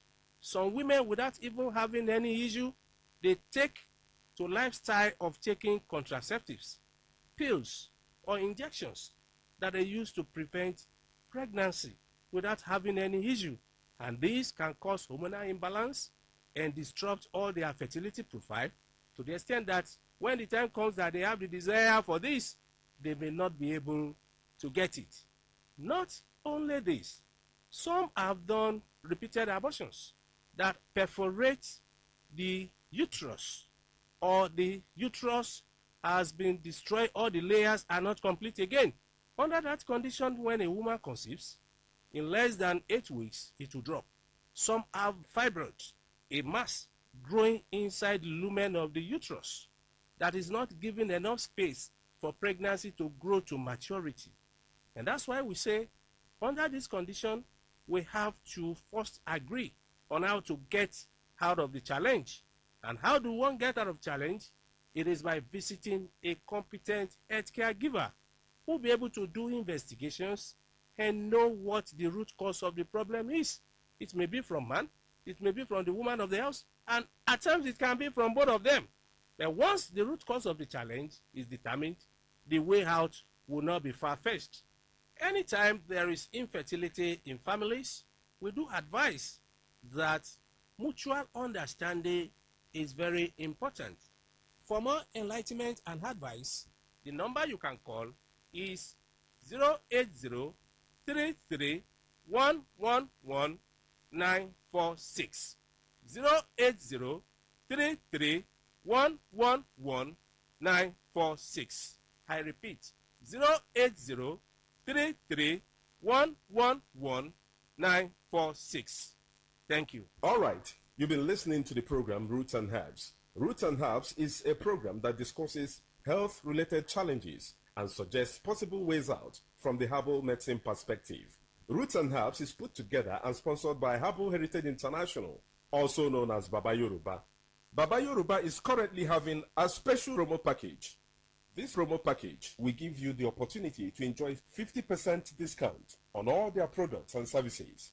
This offer runs while the stock lasts, and at the same time, it will give you the privilege of meeting Baba Yoruba himself at number 24 Ikwere Road, Mile 1 by Education Bus Stop, Port Harcourt. For details and inquiries, the telephone number to call is 080-33-111-946. I repeat, 080-33-111-946.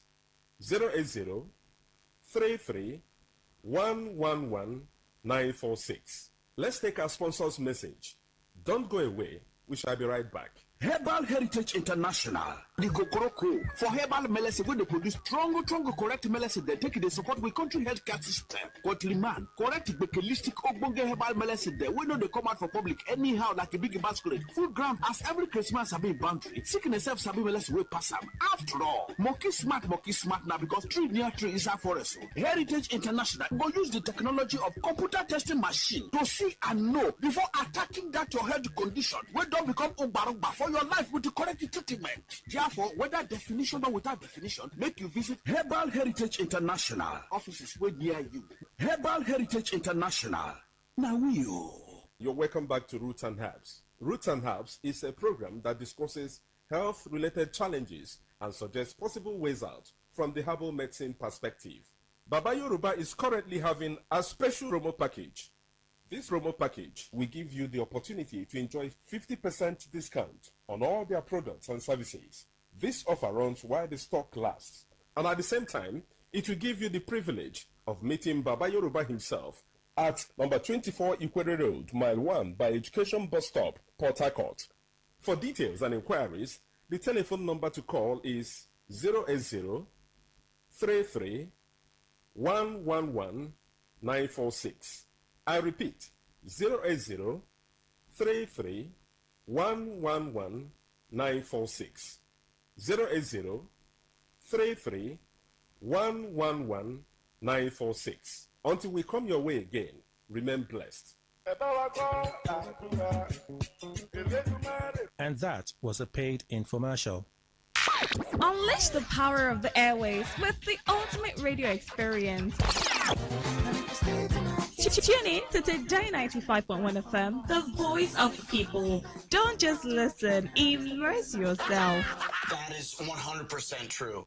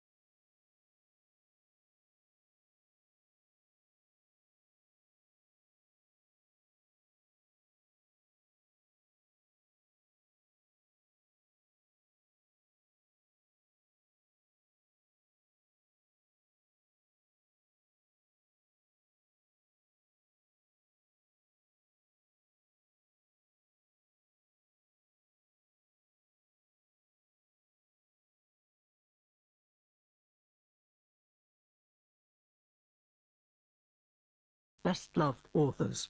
I'm your host, Harriet Gilbert, and today we're joined by the Indian-born writer Chitra Banerjee Divakaruni. She'll be answering questions about her spectacular novel, The Palace of Illusions, a reimagining of the ancient Sanskrit epic, the Mahabharata, a tale of princely cousins at war, vengeance and hatred, desire and love, but seen here through the eyes of one of the story's female characters. Chitra, a big welcome to BBC World Book Club. Thank you. I'm delighted to be here with you. I know you're talking to us from Texas, but in fact you were born and grew up in India, which is, I assume, where you first came to learn about the Mahabharata. Yes, indeed. I learned about this wonderful epic when I was a child, maybe 8 years old, when my grandfather told me this story, and he told and retold the story of the Mahabharata, as well as our other epic, the Ramayana. Right. And those stories, they just stayed with me. And I know that you've reread this epic many times, apparently in different languages. I did. I reread the Mahabharata, especially in the Bengali version, which is by Kashiram Das and goes back several centuries. I reread a little bit of it in Sanskrit. My Sanskrit is not that good, but I did want to read it, so I read it in one of those wonderful books where you have the Sanskrit on one side and the English translation on the other. And then, of course, I read several Indian versions written in English, and then writers from all over the world, because there are indeed several versions of the Mahabharata. So you know it pretty well. I would say so at this point. Well, let's turn to your take on the epic, your novel, The Palace of Illusions. Its narrator is a princess called Panchali, also known as Draupadi, who, through her marriage to not one but 5 royal brothers, becomes caught up in the vicious rivalry between her husband's family, the Pandavas, and their cousins, the Kauravas. Panchali's world is in many ways unexceptional. Growing up, she frets about the restrictions placed upon her as a girl. She falls in love, makes bad mistakes, gets married, has problems with her mother-in-law, but she is prophesied to change history by bringing about a cataclysmic war. And hers is a world infused with magic. Gods mingle with human beings, men fight with enchanted weapons, and even Panchali's own birth is extraordinary. This is how it happens. Her father, the king, lights a kind of enchanted fire, praying that from it a son will step out to avenge a wrong that's been done to him. And lo and behold, a son steps from the flames, but followed quite unexpectedly by a girl. And, Chitra, would you read Panchali's description of what happens next? The orange lick of flames fell away. The air was suddenly cold. The ancient hall smelled of incense, and under it an older smell, war sweat and hatred. A gaunt, glittering man walked towards my brother and me as we stood hand in hand. He held out his arms, but for my brother alone. It was only my brother he meant to raise up, to show to his people. Only my brother that he wanted. 3 wouldn't let go of me, however, nor I of him. We clung together so stubbornly that my father was forced to pick us both up together. I didn't forget that hesitation, even though in the years that followed, King Drupad was careful to fulfill his fatherly duty and provide me with everything he believed a princess should have. Chitra, thank you very much indeed for that. And we've got our first question for you now. This comes from Kolkata in India. Hello, ma'am. My name is Miti and I'm from Kolkata. I just really wanted to share how deeply your book, The Palace of Illusions, impacted me. I picked it up after reading and hearing so many reviews and readers talk about it and describe it as a rare retelling that gives Draupadi her long-deserving voice. And the moment I started reading, I really understood why. I found myself lingering on so many lines, like rethinking characters I thought I already knew. And if you do not mind answering, like, what really inspired you to frame the entire epic through Draupadi's inner world? Like, what was it? How did you even think, come up with that idea? Well, Chitra, we're going to have this problem, which is that we call her by two different names, your heroine, Panchali and Draupadi. What was it that inspired you to tell the story of the Mahabharata from her point of view? I think it was because the men have been given the limelight in that story for so many centuries, and yet the women characters, and Draupadi is in the forefront, but certainly her mother-in-law Kunti, who is going to be a big player in that narrative, is also very important. So my grandfather would tell me these stories, and I was like, but what was Draupadi thinking? And I named her Panchali, and there's a reason why. She's like, Draupadi means daughter of Drupad, and she says, I don't want to be known by my father's name. I want my own name.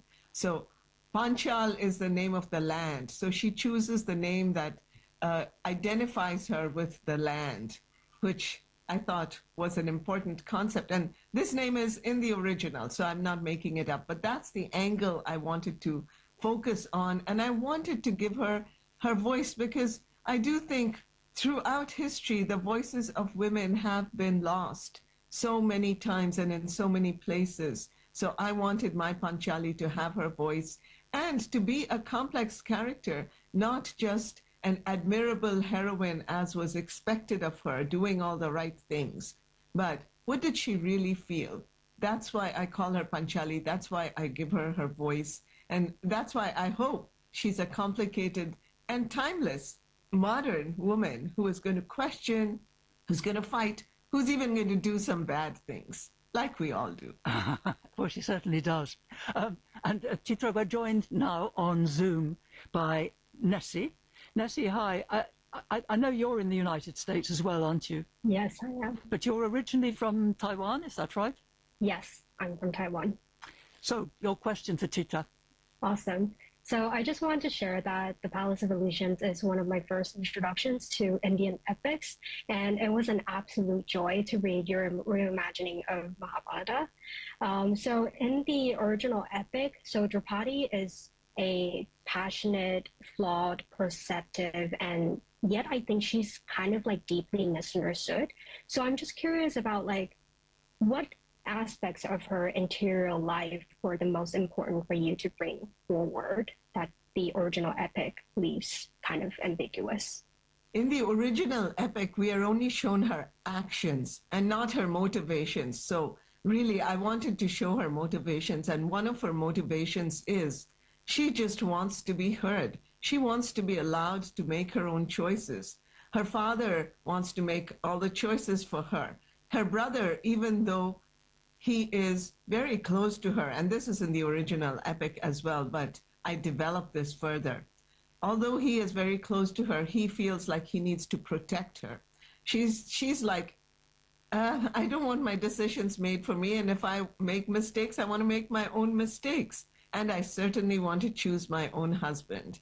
And that is not allowed to her. So she has to operate within a very tight, limited circle she's not allowed to step out of. So I think what I wanted to show in my book is how does she overcome those obstacles that society has placed around her, and really that society still places around women. What are some intelligent and maybe not so intelligent, but certainly dramatic ways in which she can break loose? And my hope is that it would inspire other women to look at their own lives and think about their boundaries.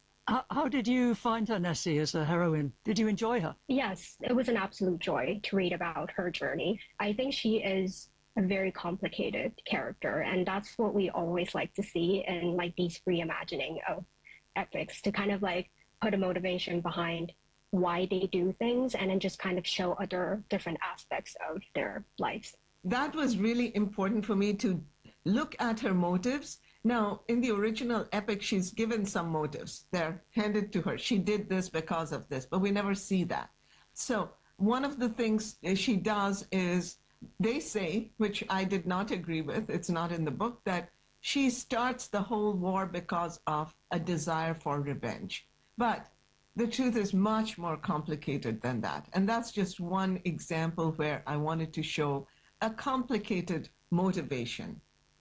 Thank you very much, Chitra, and thank you Nessie, for your question.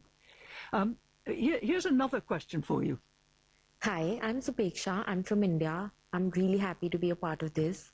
Your work has been such a big part of my reading journey, Chitra, and The Palace of Illusions is one of those books that I've gifted to so many of my friends at this point because I just love it. I have a question about how Draupadi is portrayed. In many tellings of the Mahabharata, she's remembered more as a symbol than a person. But in your book, she feels intensely human with her own desires, doubts, and frustrations. Another thing that really stayed with me was how familiar her experiences felt even in such an ancient setting.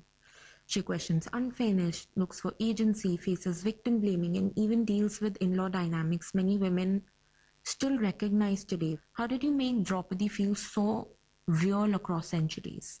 Thank you so much. It's absolutely true, isn't it, that when she's young in particular, she could be a teenager now. I mean, the way she thinks, the way she behaves, the way she talks. I really wanted to point to some what I thought were universal traits, true to her character, but also true to women today and, even teenagers, right? Because one of the things that she has to deal with, still unfortunately in the culture, is she's a dark-skinned heroine. And most of our original heroines are light-skinned, and that is considered the standard of beauty. And here she is dark-skinned, and she feels really bad, and she's made to feel really bad. Well, how does she overcome it? How does she decide that what is seen by society as her weakness, she will turn it into her strength? So that was one thing that I wanted to deal with. And yes, in-law problems, she has them, because her mother-in-law, Kunti, who is an absolutely amazing woman, she brought up these 5 boys after her husband died by themselves. Keeping them from being assassinated, I think, was a full-time task for her. So now they're grown up, and they are getting married, and she is going to have a daughter-in-law. She wants to maintain that control over her sons and her new daughter-in-law. And so she tries.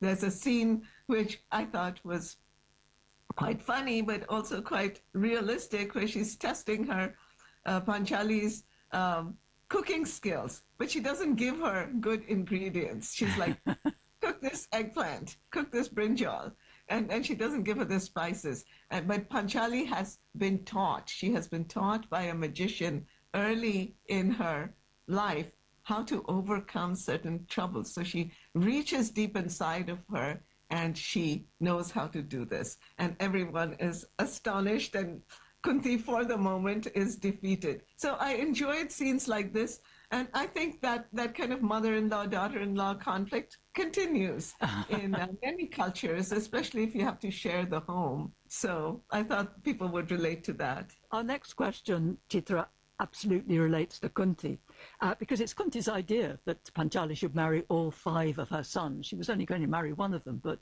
she decides that she's going to marry all 5. And this question comes from one of the most loyal followers of BBC World Book Club. Hi, I'm Maggie Mitchell, an American who lives in Shropshire. I loved reading The Palace of Illusions, and I loved the idea that you looked into the Mahabharata, which you had grown up with, and identified women whose stories you felt needed to be more explored. Did Kunti come up with the idea of polyandry so that she could remain the central woman in her sons' lives? Panchali was not happy with the polyandrous marriage. She said, like a communal drinking cup, I would be passed from hand to hand, whether I wanted it or not. It made me laugh that she would be a virgin with each move from one husband to another. She even says, nor was I particularly delighted by the virginity boon. Did the detail come from the Mahabharata? Thank you. Yes, the detail of virginity was definitely in the epic, because there was a sense that polyandry was not at all part of the Indian ethos at that time, and nor is it now. As in many male-dominated cultures, the man gets many wives, but the woman has to stay loyal to one husband. So her case is very, very unusual. And I looked into it, and there's a past life story where she asks a boon of the gods, but even in the past life, she's a very impatient person. So she asks it and she doesn't hear any responses. So she asks it again and again and again and again until she asks it 5 times. And then the God says, fine, you are so impatient. You will have 5 husbands. Simultaneously, which is not what she counted on.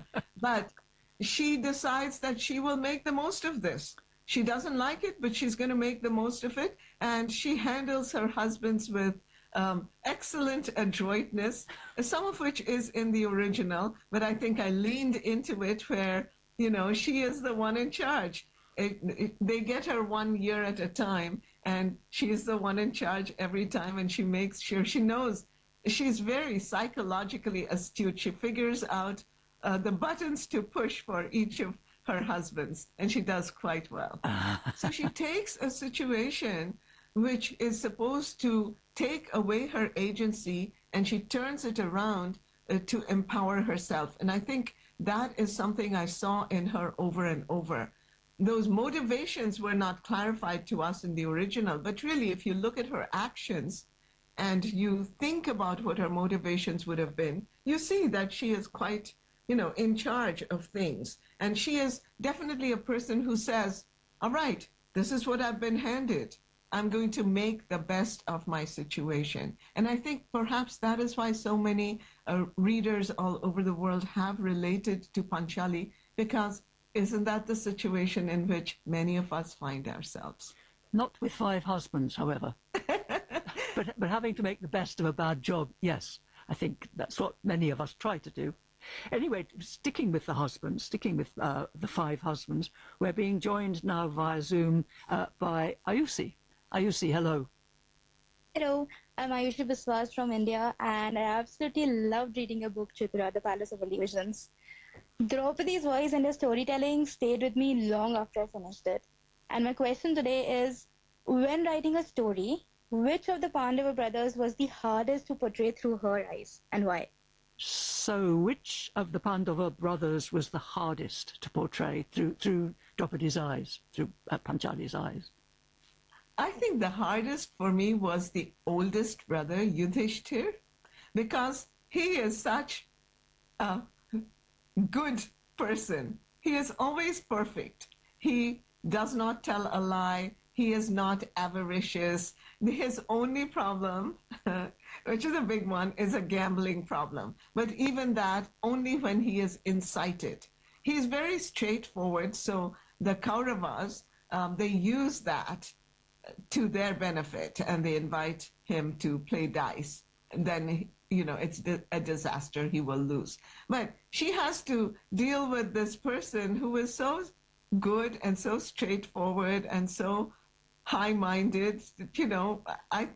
I thought as I was writing it, a husband like that would drive me quite crazy. So I tried to show how does she handle it? And one of the ways she handles it is in bed, because Yudhishthir has many qualities, but he has no experience in bed. So she knows that this is where she is on top, if I can use that. And she has been given this knowledge by a magician woman who taught her all of these skills that she might learn, she might need in later life. So that is how she controls him. And maybe that is not such an unusual thing that we find in the world. I must say, I thought that of the 5 brothers, he was probably the least appealing. But, I mean, a good person, as you say, but not very sexy. Yes. However, we do find out towards the end, Panchali discovers this almost at the moment of her death, that all through he was more perceptive than she thought. He did not express it, but he understood her.